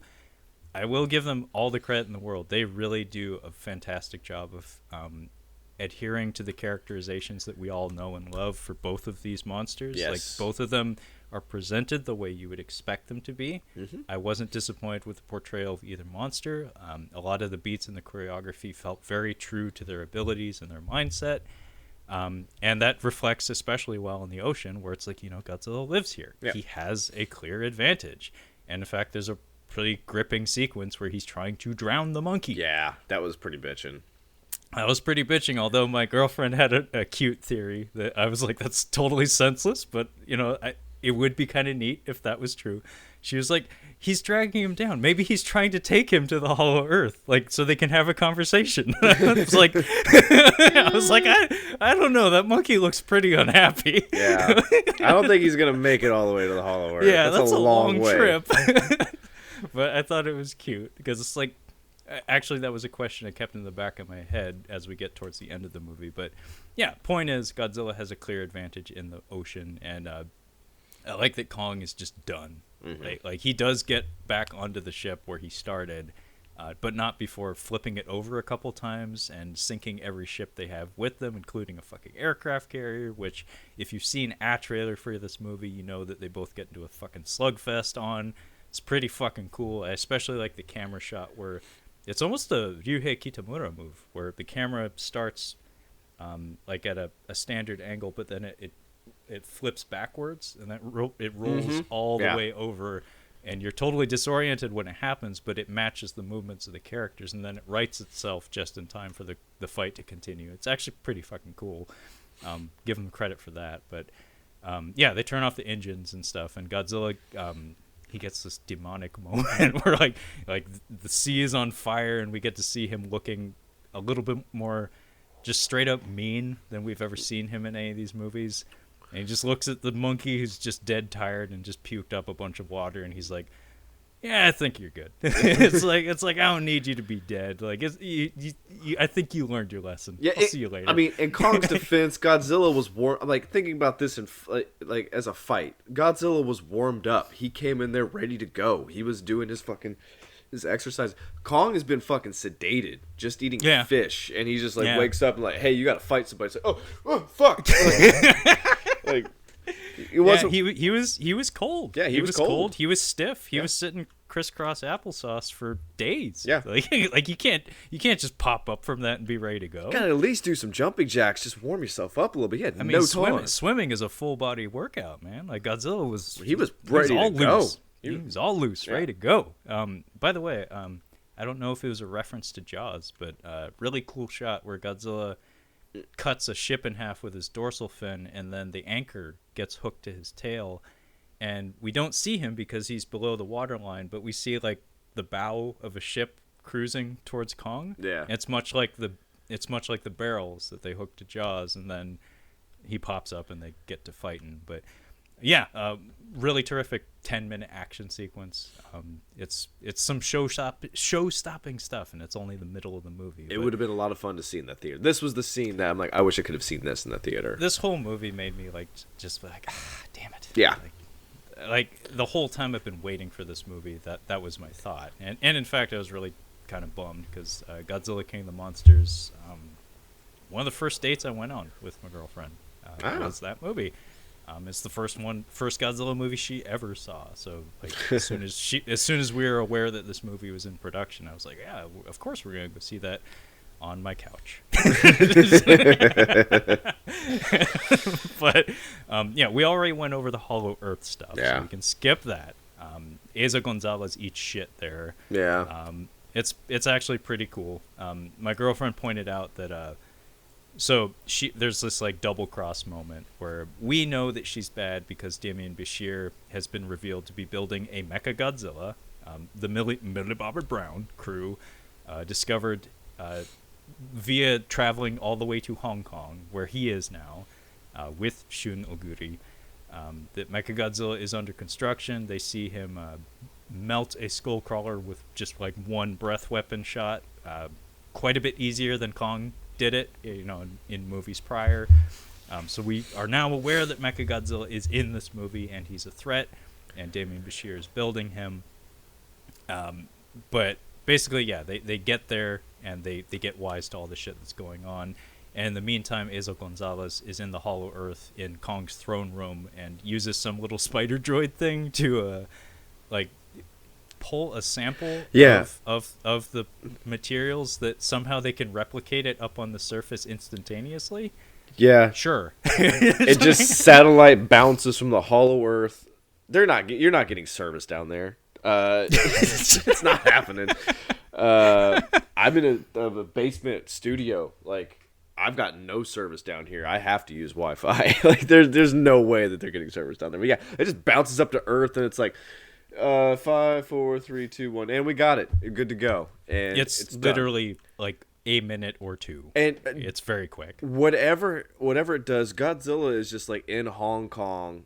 I guess he's going to, like, he senses Mechagodzilla or something. So when they test Mechagodzilla and Millie Bobby Brown witnesses the test, it shuts down because apparently the power source they're using is insufficient to keep it running for more than a few seconds or something.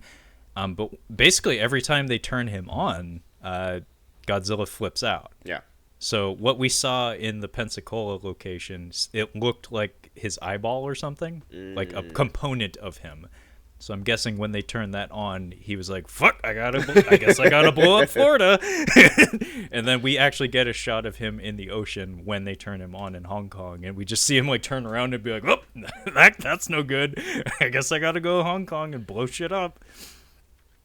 So yeah, that's the logic we're operating from, is that if Mechagodzilla is on, Godzilla's pissed because I think Damien Bashir says something along the lines of like it's a challenge to his like apex predator status. Yeah. And so like on an intrinsic level, he just senses that there's some powerful being out there that can challenge him. As we'll see later in the movie, he is more than a match for him, actually. Yeah, but he senses something down on the Hollow Earth, like they just poke something. He's like, Yeah, actually, that was a question I had for you. So, like I said, Asa Gonzalez eats shit there, so she does get the sample, the thing they need to turn on Mechagodzilla and have him be armed and operational. Yeah. And she tries to escape, but Kong grabs hold of the Heave, the Hollow Earth aerial vehicle. Yeah. And she tries to escape with her goon squad, and he grabs hold of the vehicle. Kong does, and my girlfriend pointed out that he looks into the cockpit to make sure that the little girl wasn't in there, and then he crushes. Yeah, exactly. I was like that. Like that's like classic monster movie stuff where it's like that's actually usually the scariest part. It's like in Jaws when it's before Quint gets bit that's the scariest part. And it's like the Lost World. Before Eddie gets bit is the scariest part for that person. For her, knowing that you're about to get crushed sucks, but having it drag on just that little bit longer, and like that sucks extra.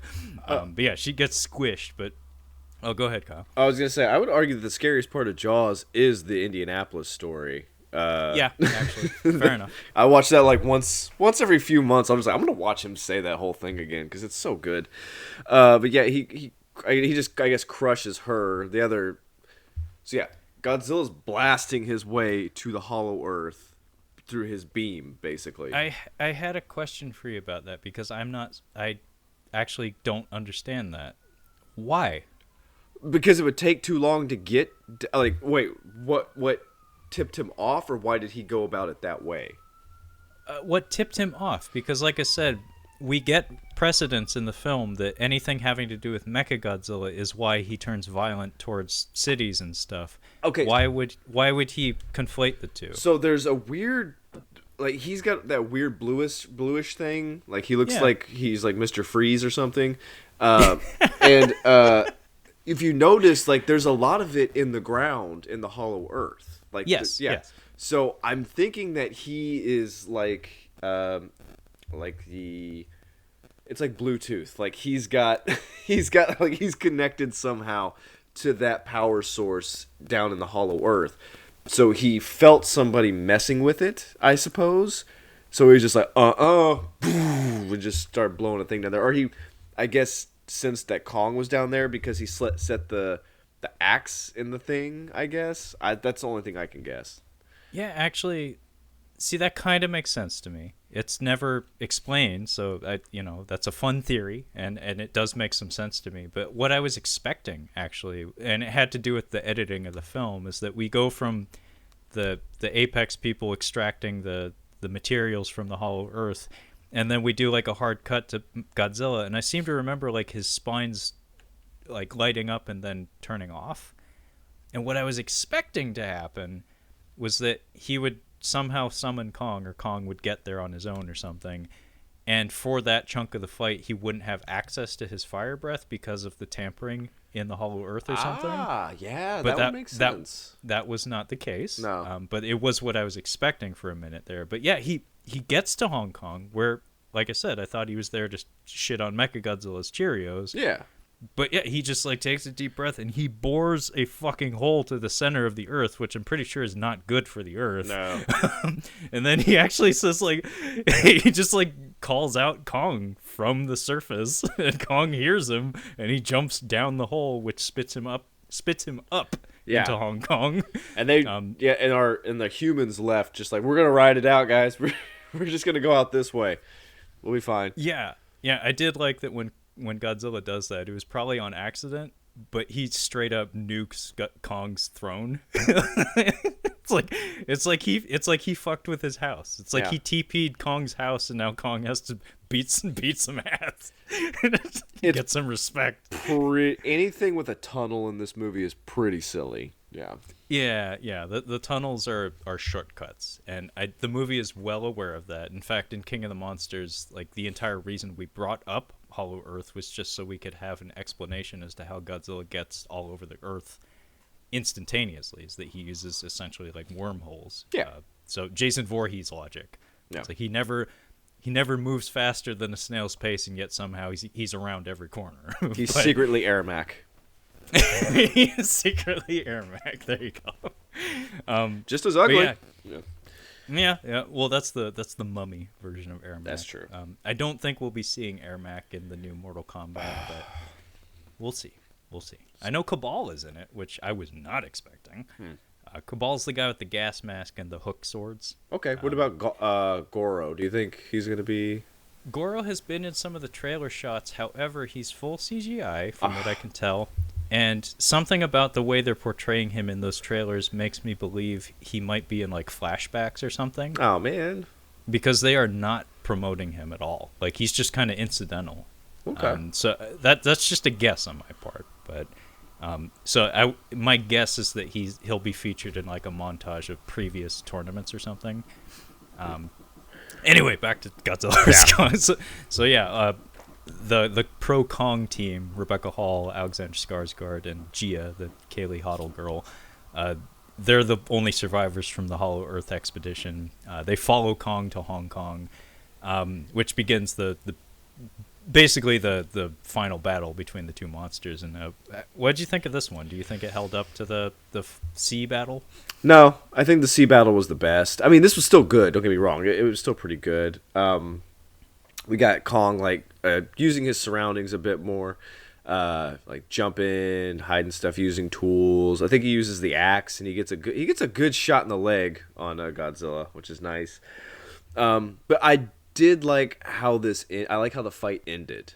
I agree. I think it was pretty good. Godzilla ends up getting the best of Kong, and he kind of like, I could kill you now, but I'm not gonna, and you're just gonna have to live with that, bro. Or even he was like, you're gonna die anyway, maybe. Yeah, I really liked this battle, mostly because of the way it concluded.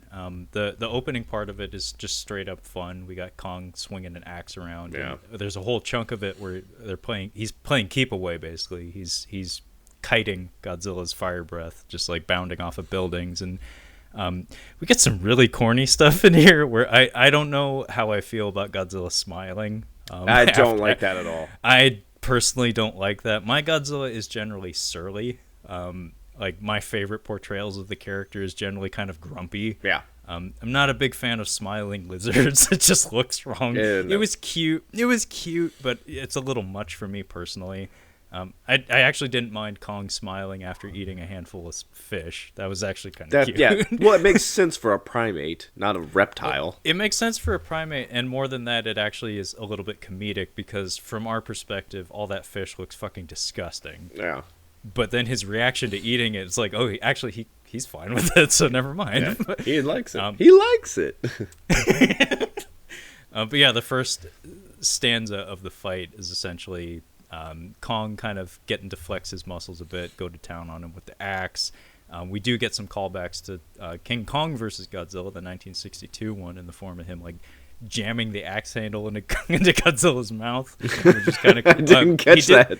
he did it to him with a tree in the 62 version, but this one he's like, eat it. It's pretty fucking great. But yeah, the fire breath is definitely an imposing weapon. Actually, the portrayal of it is it's heightened in this one, because in both 2014 and in King of the Monsters, it was like a good solid hit, but it wasn't like a finishing blow until it inevitably was. Whereas in this one, like he skims Kong with it, and it's a serious wound. So like the power of his fire breath is heightened in this movie a little more than in movies prior. But yeah, the trailer shot of Kong blocking the fire breath with the axe and then crashing down on Godzilla's head with it is the conclusion of the first stanza of the battle. At which point Alexander Skarsgård has a questionable line of dialogue saying like, "Oh, I guess round 2 goes to Kong." It's like, you sure about that? Because they're both, like, as far as I can tell, they're both on their back right now. But the second stanza of it is where things get really interesting to me anyway. It's basically where Godzilla like shakes out the cobwebs, and he's just like, it's like, okay, you want to fight? Let's go. Yeah. And we actually get to see some movements and behavior from Godzilla that we've never seen in any other movie, and I thought it was kind of neat. Yeah. It's taking advantage of the tools you have. So you have a big reptilian thing that since 2014 he has taken on some more like alligator-like characteristics, in particular his texturing. Mm-hmm. So like the bumpy texture to like his shoulder area and his arms and stuff is reminiscent of like an alligator or something. It's not something that's been common to every design, but they actually have him like stalking on all fours for a portion of this fight, and I've never seen Godzilla do that before. It was kind of neat. Yeah, they both look really good. Like their rendering is. It's probably. I mean, obviously, it's the best we've seen because it's the newest thing. But it really is. They do look really good. I was worried that it was going to be a little too like. When I say little too CGI, it's where there's an abundance and it doesn't look that great. This is there's quite a bit of CGI, but it looks really good. Yeah, every shot looks good. Yeah. Which, if you've ever seen a Peter Jackson film, that isn't always the That's case. not always the case. Some of those Hobbit movies, from shot to shot, look pretty fucking ragged. I think the goofiest thing, besides those weird 90s in Fellowship of the Ring when Frodo is stabbed and he whites out, and we have like just like a weird you get, I can't think of his name, the fucking elf, but it's really stupid what he does in that movie. But there is a scene, I think it's in Two Towers, where Legolas is shooting arrows, and it goes from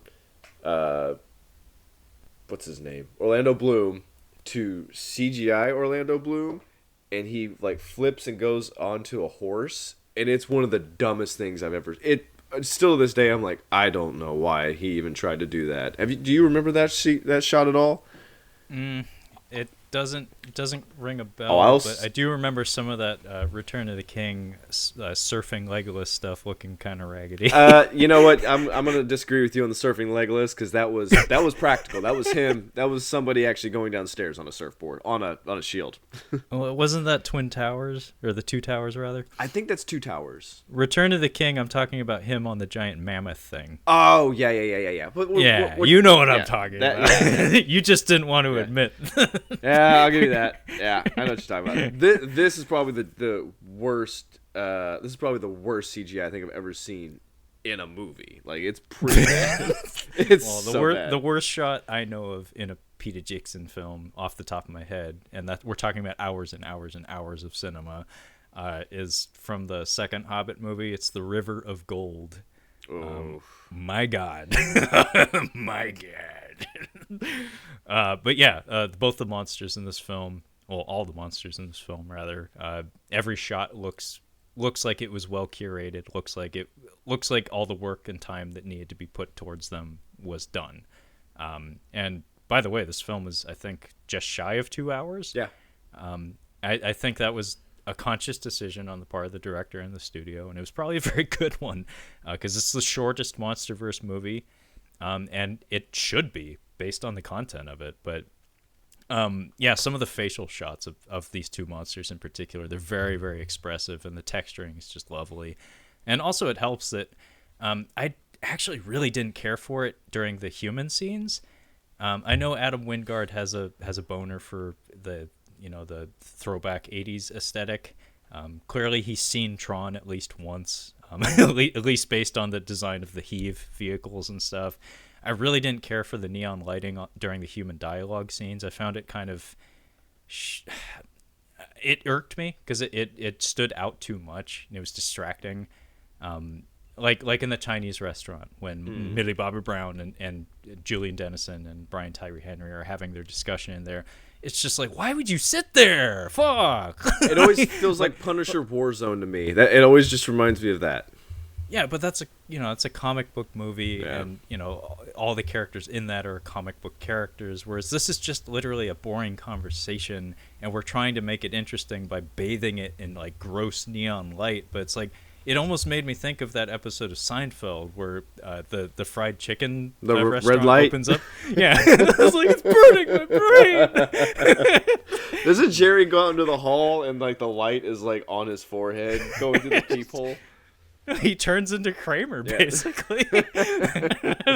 But it reminded me of that, where it's just like, it's disgusting. Like it's just too much. And like the Apex facility, same deal. It's just like gross red neon light just like all over everybody's face, such that nobody really looks human anymore.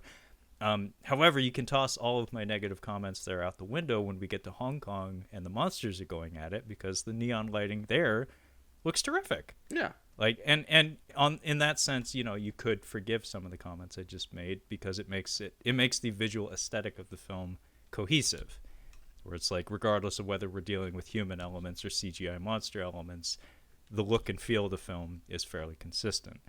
But yeah, some of the lighting in the Hong Kong sequence is spectacular. In particular, what Kyle was talking about, the final portion of the Godzilla vs. Kong fight, where we get close-ups of both monsters' faces, and they both look terrific. And Godzilla in particular is like bathed in red to make him look more menacing and domineering. But it's kind of interesting the way this battle comes to a conclusion, because actually it's a weird thing to say, but it feels like the conclusion of like a real fight, where it happens actually fairly suddenly.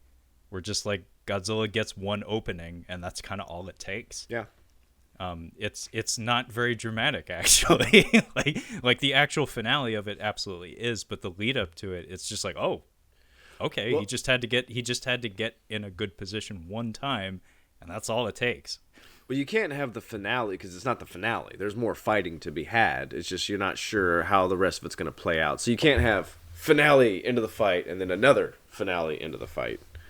It'd just be too much. No, I get what you mean. Plus he can't like wreck his shit too badly because he does have more stuff to do. But yeah, I commented that Godzilla knows judo because at one point Kong is like grappling with him and like has him, and it looks like he's trying to choke him, and Godzilla just bites him on the forearm and like shoulder tosses him over him on like hip tosses him like onto his back.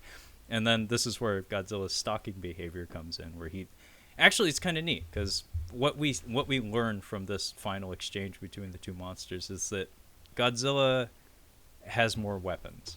Like there's no way around it. Where Kong has fists, he has feet that he can use, but they're not his best weapons. He mostly has his arms. He has teeth, but Godzilla's hide is probably too tough to, make use of those.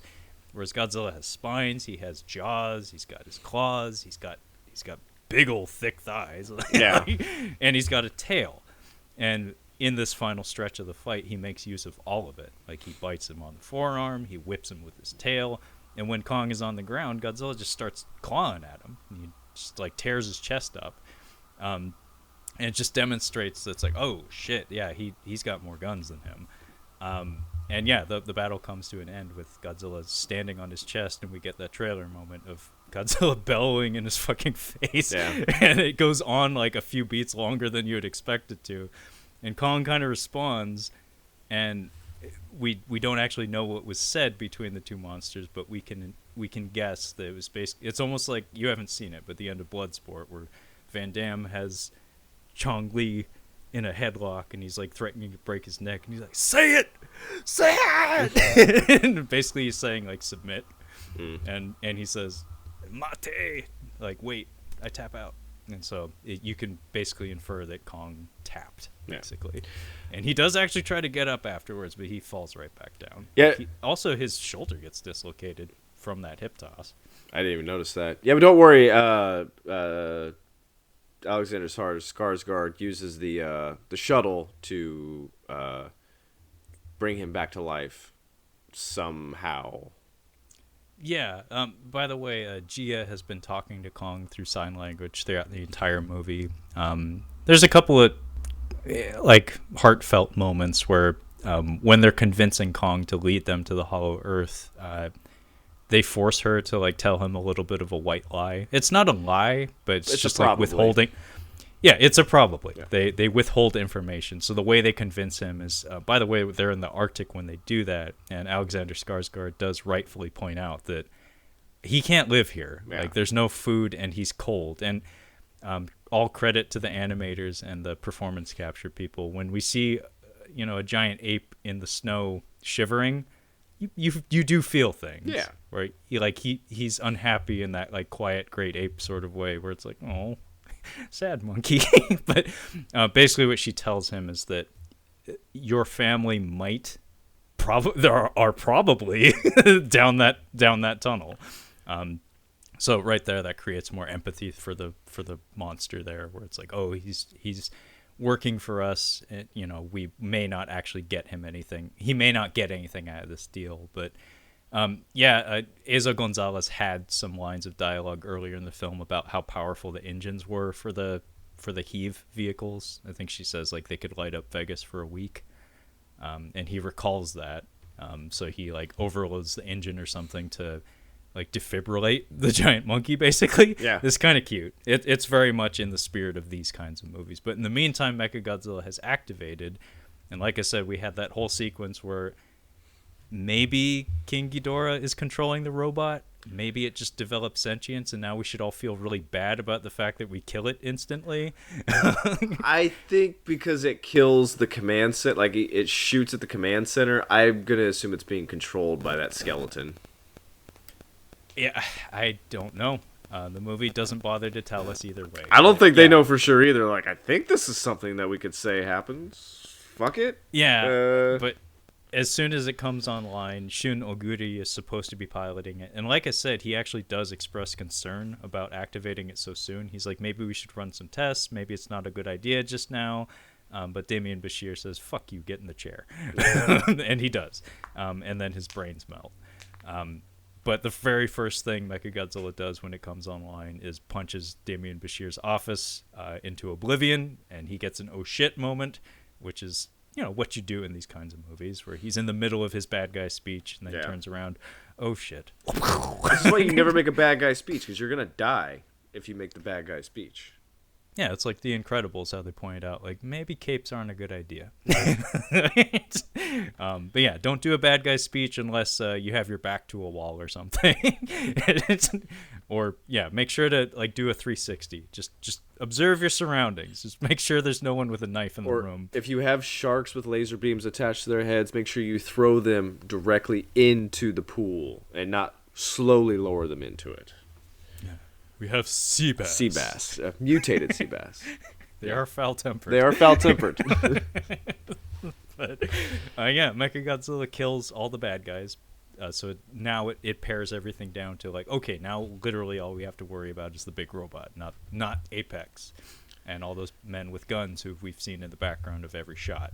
But,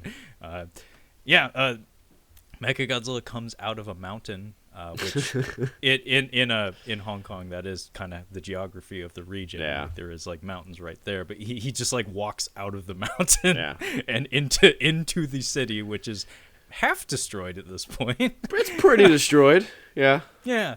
Yeah, and then he just starts spraying red laser beam breath into all the buildings around him. So basically, it's telling us straight up that, like, he's unapologetically just bad. Like, he has nothing good in his intentions. This is the problem with introducing a villain this late in your film. And actually, I think it's interesting that I'm amazed I haven't mentioned it yet, but Junkie XL, a.k.a. Tom Holkenborg, composed the score for this film. He also did the score for Mad Max Fury Road and Batman vs. Superman. He did a portion of that score, as well as Zack Snyder's cut of the Justice League. And before this movie came out, as soon as I saw his name attached to it, I got kind of nervous because his scores tend to be very samey. And in particular, I think it's funny that the conclusion of Batman vs. Superman, with Doomsday showing up in the very, very last act, the last reel of the movie, kind of matches the flow of this movie, where it's like we have two title characters' names on the marquee. They has fight, and then at the very last minute, some external force shows up for both of them to punch. Same composer. And unfortunately, the score sounds very, very, very similar to most things he's done. And actually, I had this weird thing that I don't know if you get this, Kyle. I'm sure you don't. And part of that is because, you're a musical person. You've played music in your lifetime, and you know what it is to play the same thing 10,000 times, like, and not get bored of it. Mm-hmm. And you know what it is to play the same thing 10,000 times and have it sound different every time. And not only that, you go to live music shows when we're not in quarantine and stuff. Yes. So your ears are tuned to accept differences in familiar pieces of music. Mm-hmm. My ears are not, because I'm a hobo. I'm a hermit. I don't go out to shows and stuff. So I have this habit of latching on to, like, the first or the preferred iteration of a piece of music, and then when I hear different versions of the same thing, my brain processes it as like an aberration. It's like, oh, that's unacceptable. That doesn't sound right. Gotcha. Instead of viewing it as just that, a different version of the same thing. What I'm getting at here is that Tom Holkenborg, aka Junkie XL, made, I think, the questionable decision to compose the score of his film paying homage to Godzilla themes that have come prior to this film. Okay. But not using the same composition. So he made unique compositions, but they're meant to be very similar and evocative of what came before. Okay. And so my brain is trying to fill in the quote-unquote missing notes while I'm hearing these things that sound familiar, and I'm unable to accept it as as a wholly different piece of music, and it confuses my brain and irritates me. So it's like derivative, but not quite enough that you can see. Like you know that there's inspiration, but it's not derivative enough. It sounds like a bad rendition of something that I know and like. Yeah, okay. But it's actually an entirely different thing, but it sounds so similar that my brain processes it as like, oh, that's just bad. I remember I did not notice the score one time in this movie. That's a problem with his scores, is they all sound the same, except for Fury Road. That is a phenomenal score. I don't remember the score in Fury. I've seen that movie several times. I could not tell you the music in that movie. Next time you watch that movie, pay attention to the music that plays when Tom Hardy and Charlize Theron finally start working together. Okay. It's excellent. There's too much visual stimuli in that movie to where I'm like I can't pay attention to anything else. Like I can't hear it. But I know what you mean, and I think there's a movie that I'm thinking of where the first movie had the first movie had the score, and either it was a different director took over the second or third installment of the movie, but they tried to keep the same energy from that original score, and it's just like, this doesn't sound right, and I don't like what you're doing. You're expecting it to have certain notes, and it's not giving you that. I know that feeling. I know exactly what you're talking about. Okay. I'm glad you can level with me on that. I wasn't sure though, because I do think it is a thing that comes with being accustomed to studio recordings as opposed to live music. Because anytime you hear a live performance, it is going to be different from what you hear on the radio. Well, it depends on who you're seeing.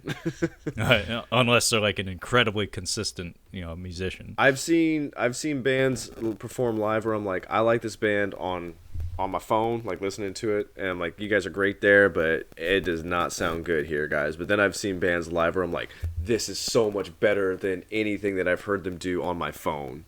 Or I'll see a band where it's it sounds the exact same. It's just as good. Okay. Well, it's funny enough. I actually have a way of summing up Junkie XL's composition style, and it's a drum cadence, a percussion cadence. It's dun dun dun dun dun dun dun dun dun dun dun dun dun dun dun. Just that. It's that. Yep. Batman, Mad Max, this. Pretty much any movie he's worked on. Now that you mentioned that, I can hear it Mad Max. Yeah. Yeah. I can see it now, yeah. Yeah.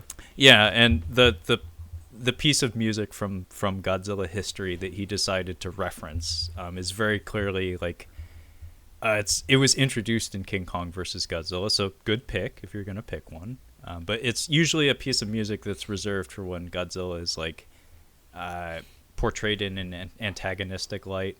It was heavily used in Godzilla vs. Mothra when he's destroying Japan and stuff, and he was definitely the bad guy in that movie. But like I said, the composition is different, such that my brain is trying to fill in the missing notes, and it's really distracting. But it's an okay composition. It's too similar to everything he's done before, and it was very much a disappointment for me because I kind of shower all of the other Monsterverse movies with praise. I can't remember the composer for 2014, but it was a French fella that he made the bold move of composing a entirely unique score. He created a new Godzilla theme just for that movie. It's never been used again. All of it was fantastic. Bear McCreary did King of the Monsters. He actually straight up explicitly referenced previous compositions.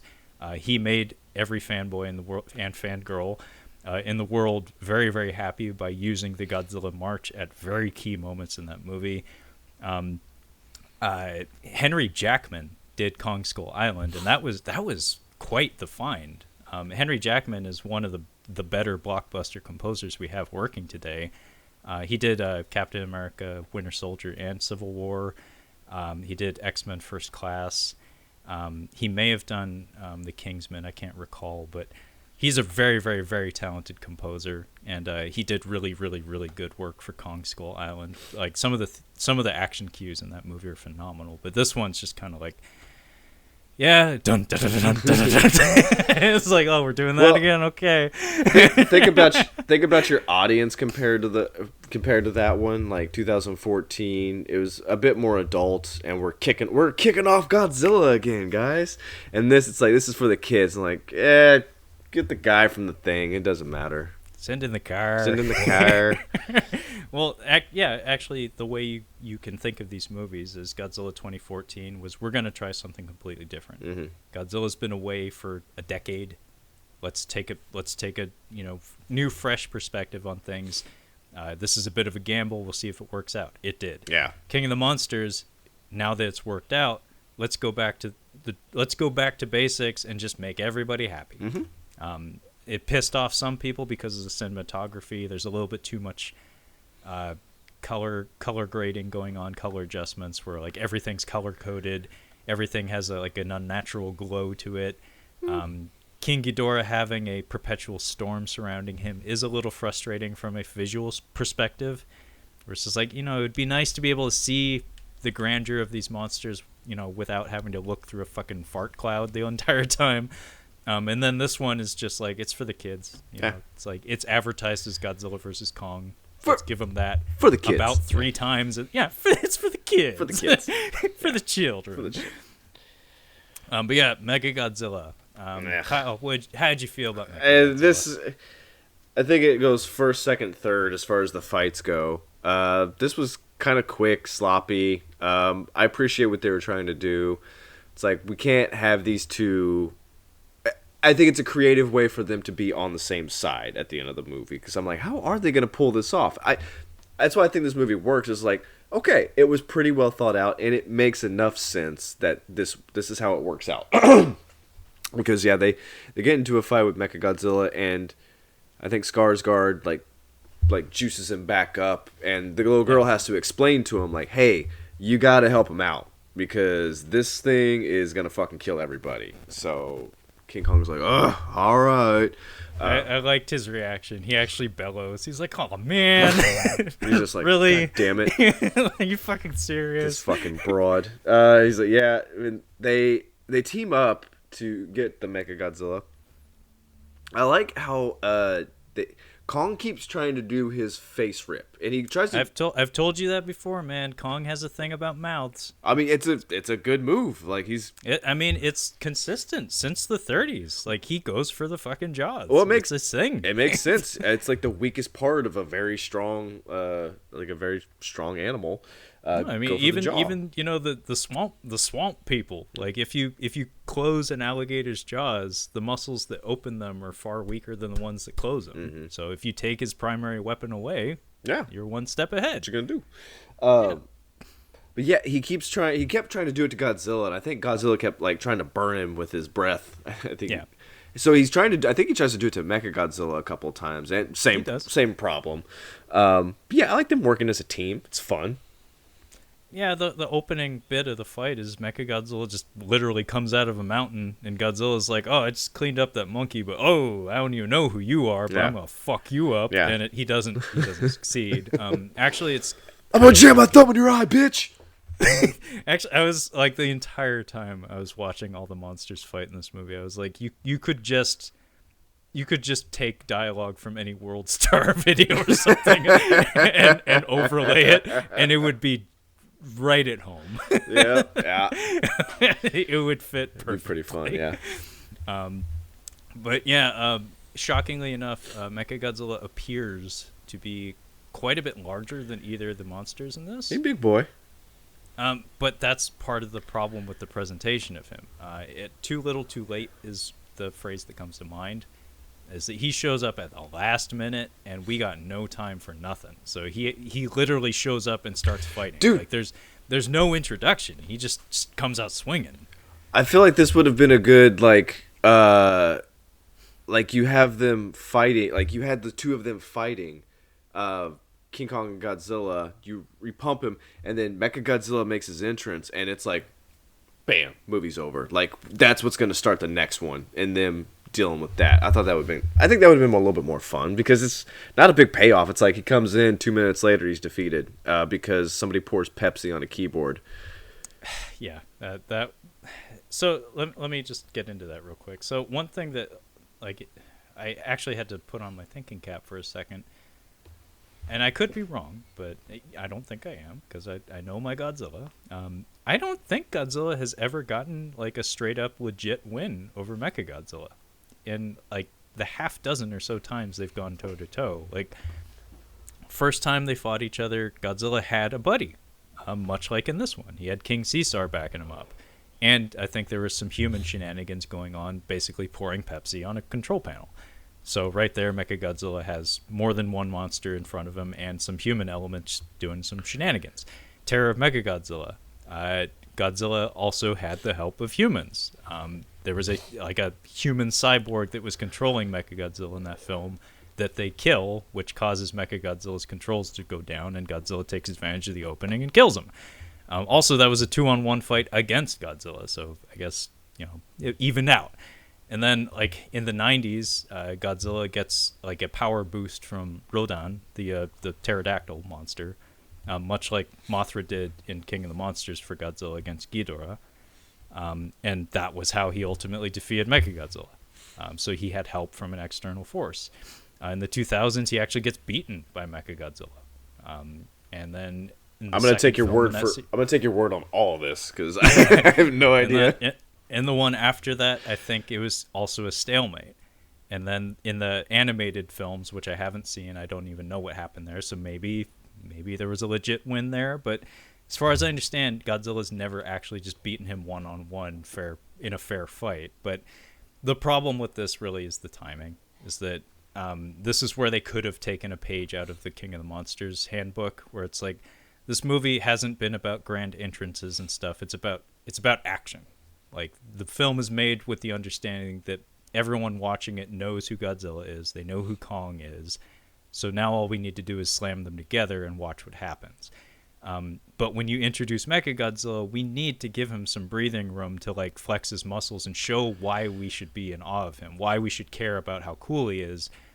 But we never get that.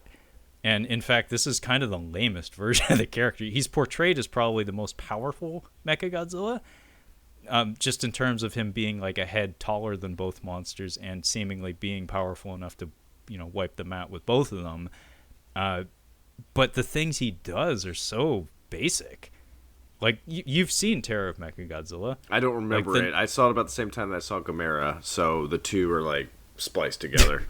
They're very different things. Yeah. But the novelty of Mechagodzilla has always been he's a Swiss Army knife. Mm-hmm. He has tools for everything, and the novelty of watching him do his thing is that it's like you get to go through a series of bullet points of all the cool shit he can do. And once you've exhausted those bullet points, then you can kill him.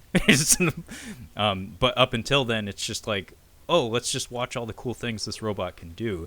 This robot in this film, this 2021 production, literally all he does is breathe a red beam of energy and shoot missiles.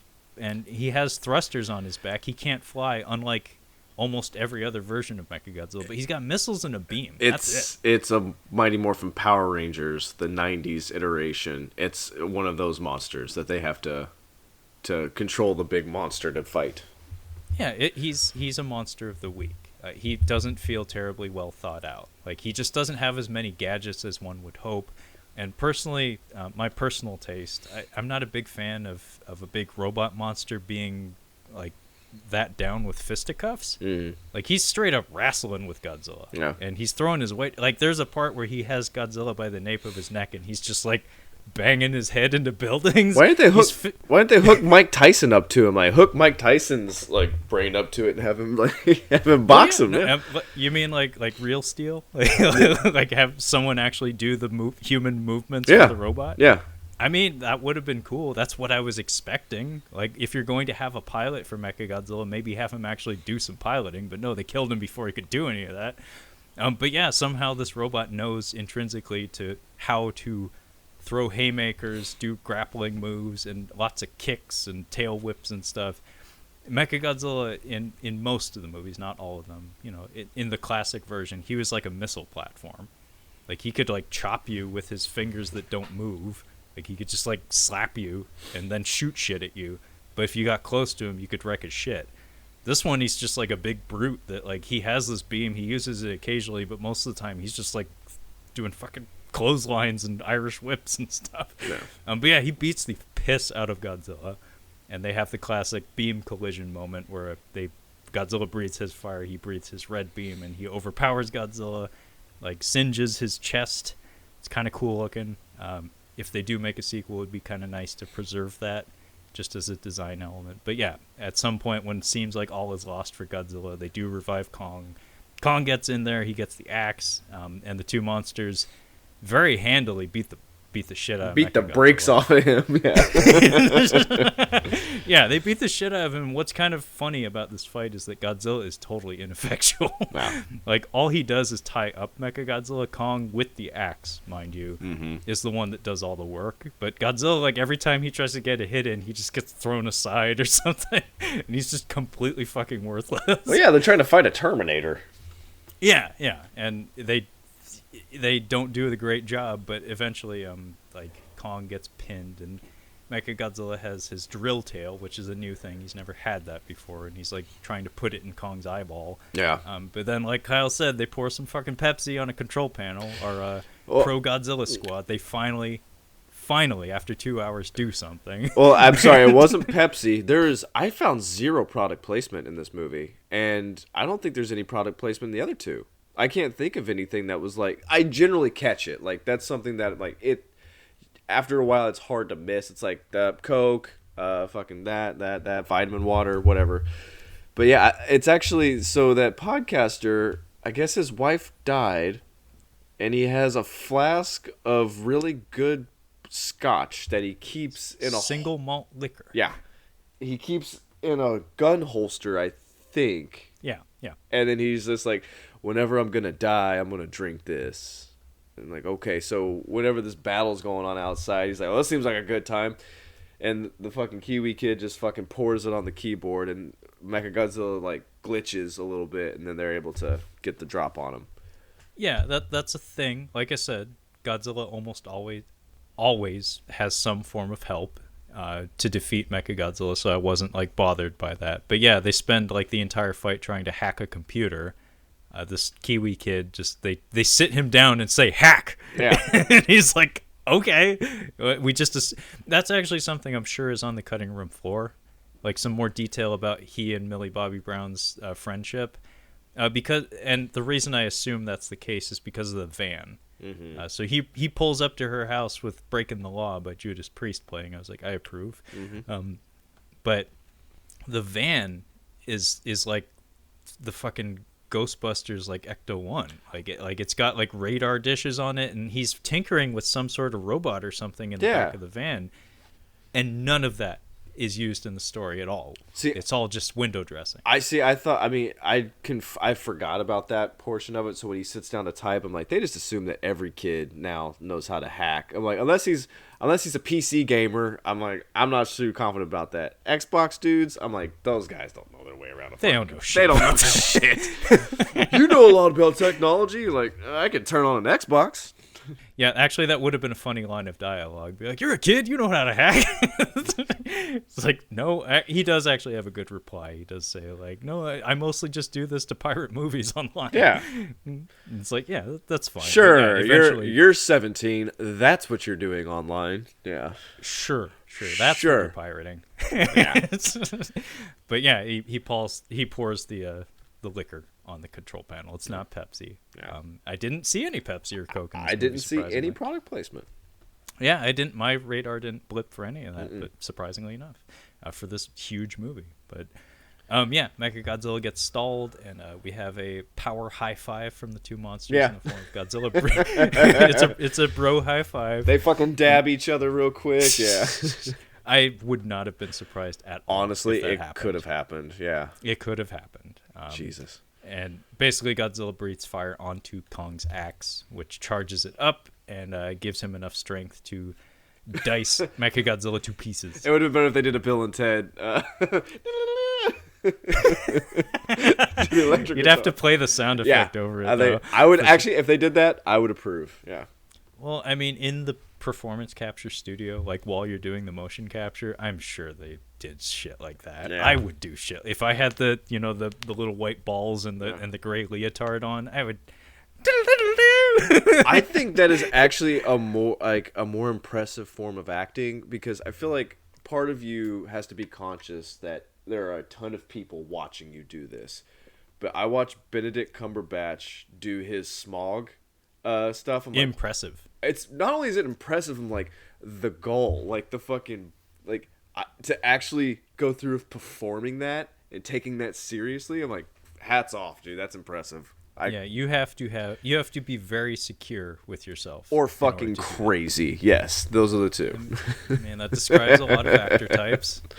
But yeah, personally, it's one of my favorite forms of performance and or acting. That's actually one reason why I'm a little bit excited for Venom 2. There's a second one? Yeah, they greenlit it because it actually did make a lot of money, and Sony is clinging to Spider-Mans.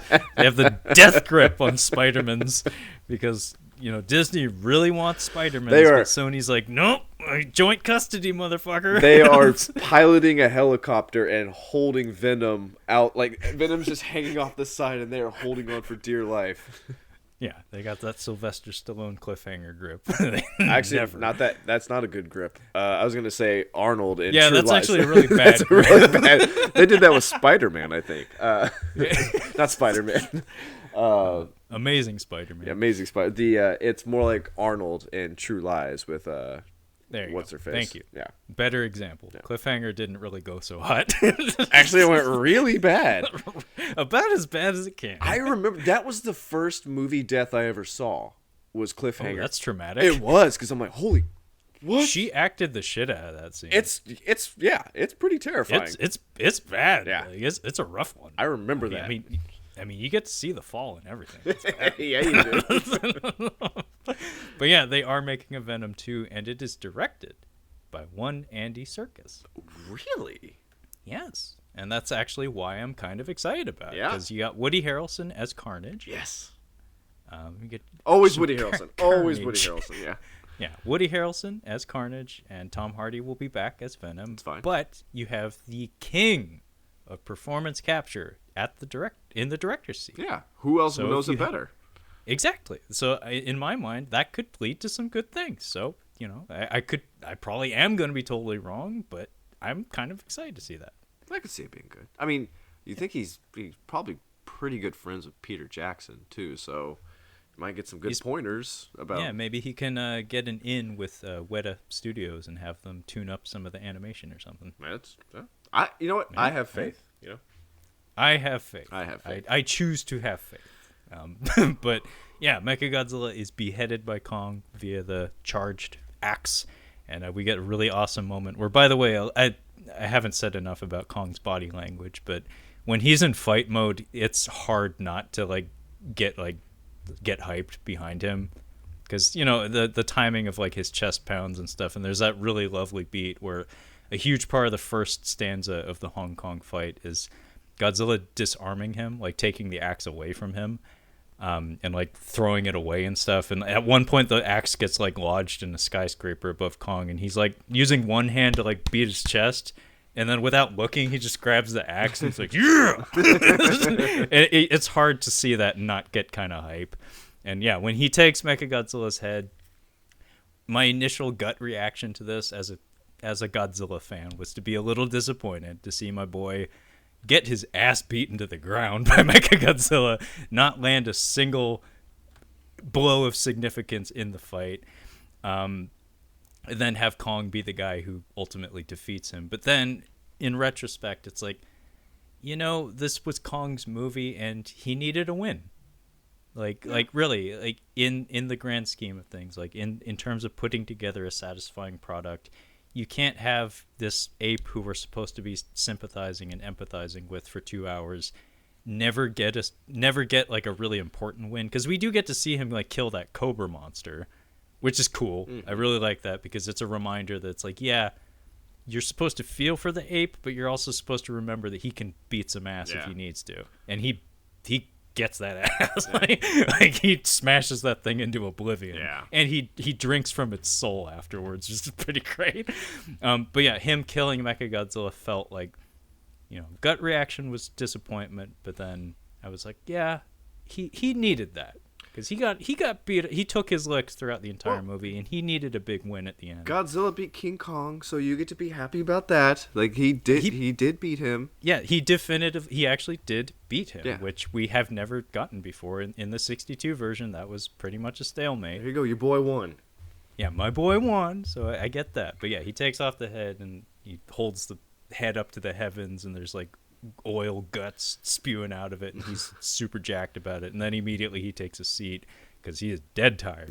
But, by the way, he Martin Riggs his shoulder before the final battle. I did not see that. I'm not saying it didn't happen, but I did not see that. Oh, I was pretty it's dumb, but I was I popped for that. So Godzilla dislocates his shoulder when he does the hip toss on him, and then when he's revived by Skarsgård, it's still out of its socket. So he gets up and he actually bangs his shoulder against a skyscraper, and you hear a crick. And it's like, yeah, that's Martin Riggs as an ape. You Martin Riggs? Martin Riggs? Yes, of the Chicago Riggses. But yeah, we get a final exchange between the two monsters that I actually found very, very satisfying. So Mechagodzilla's dead. All the human parties reunite. We don't really care, but Kyle Chandler tells the Kiwi to shut up, which is funny. That was pretty. She made me do it. Shut up. Tells the show. It's nice. Yeah, he's like, shut up, Sean. Yeah, it's akin to it. Shut up, Wesley. Fucking Wesley Crusher. Yeah, he needed it. He needed it occasionally. I love every time he's told to shut up. Not a big fan of that kid, but what's really cool though is that the fight's over, and Godzilla starts roaring at Kong, who, like I said, he just popped a squat because he's exhausted. So he immediately picks up his axe and he's like, "What now?" And Godzilla's just bellowing at him and taking up a aggressive posture. And we get this moment that's really reflective of the characterizations of the two. And what I got from this is that as long as there is a fight to be fought, Godzilla will just keep coming. Like his mission in life is forever just to be king of the mountain, no matter what. And he has that dumb reptilian brain. King of the mountain. Where it's regardless of whatever bodily harm he might incur, he doesn't care. He is singularly focused on being king of the monsters. Yeah, he is. Whereas Kong is portrayed as being a thinking creature who we've seen sign and talk to humans and stuff, and also take into account the lives and fates of others. So like I said, we get that moment where he looks inside the vehicle to check to see if the little girl's in there because he cares about her. He cares about things beyond himself. Godzilla does not. Godzilla's any Joe Pesci character where he's in the mob, basically. Yeah, funny how. Yeah. I'll fucking hit you in the head again and go back to prison. Yeah. Yeah. He totally is that. He is a pit bull that will never be shook loose. Yeah. He'll just keep coming back.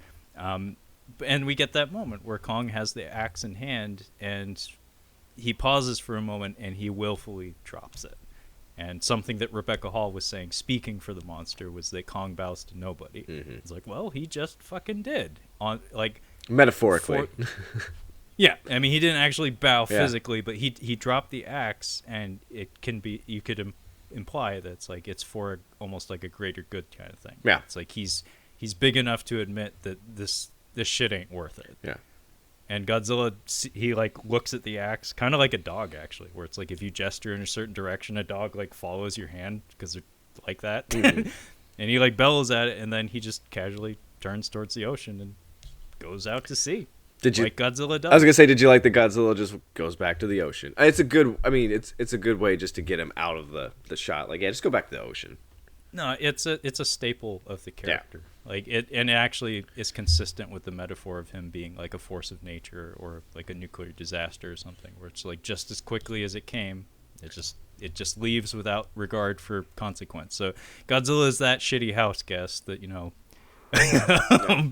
Does a keg stand and flips all your furniture, pees in the corner, and then leaves without helping to clean up at all. Yeah, I know people like that.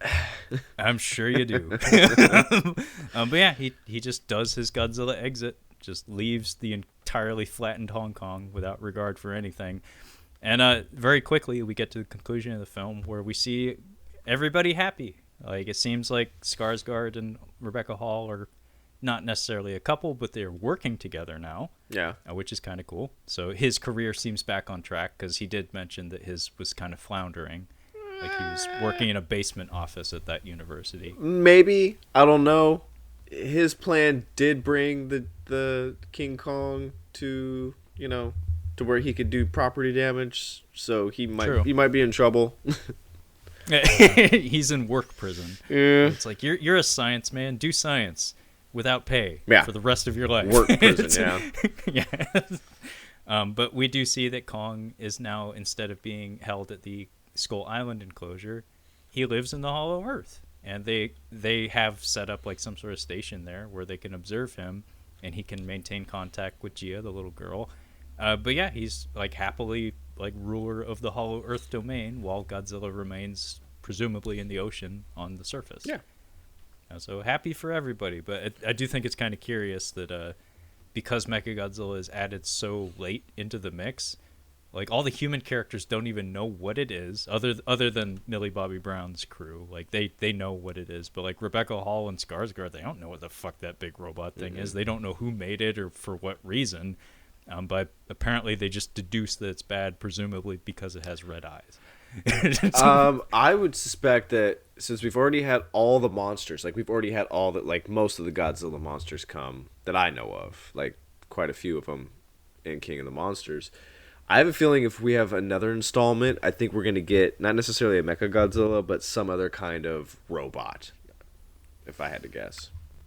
So I don't want to drag this on too much longer. So we are approaching Mortal Kombat with this one.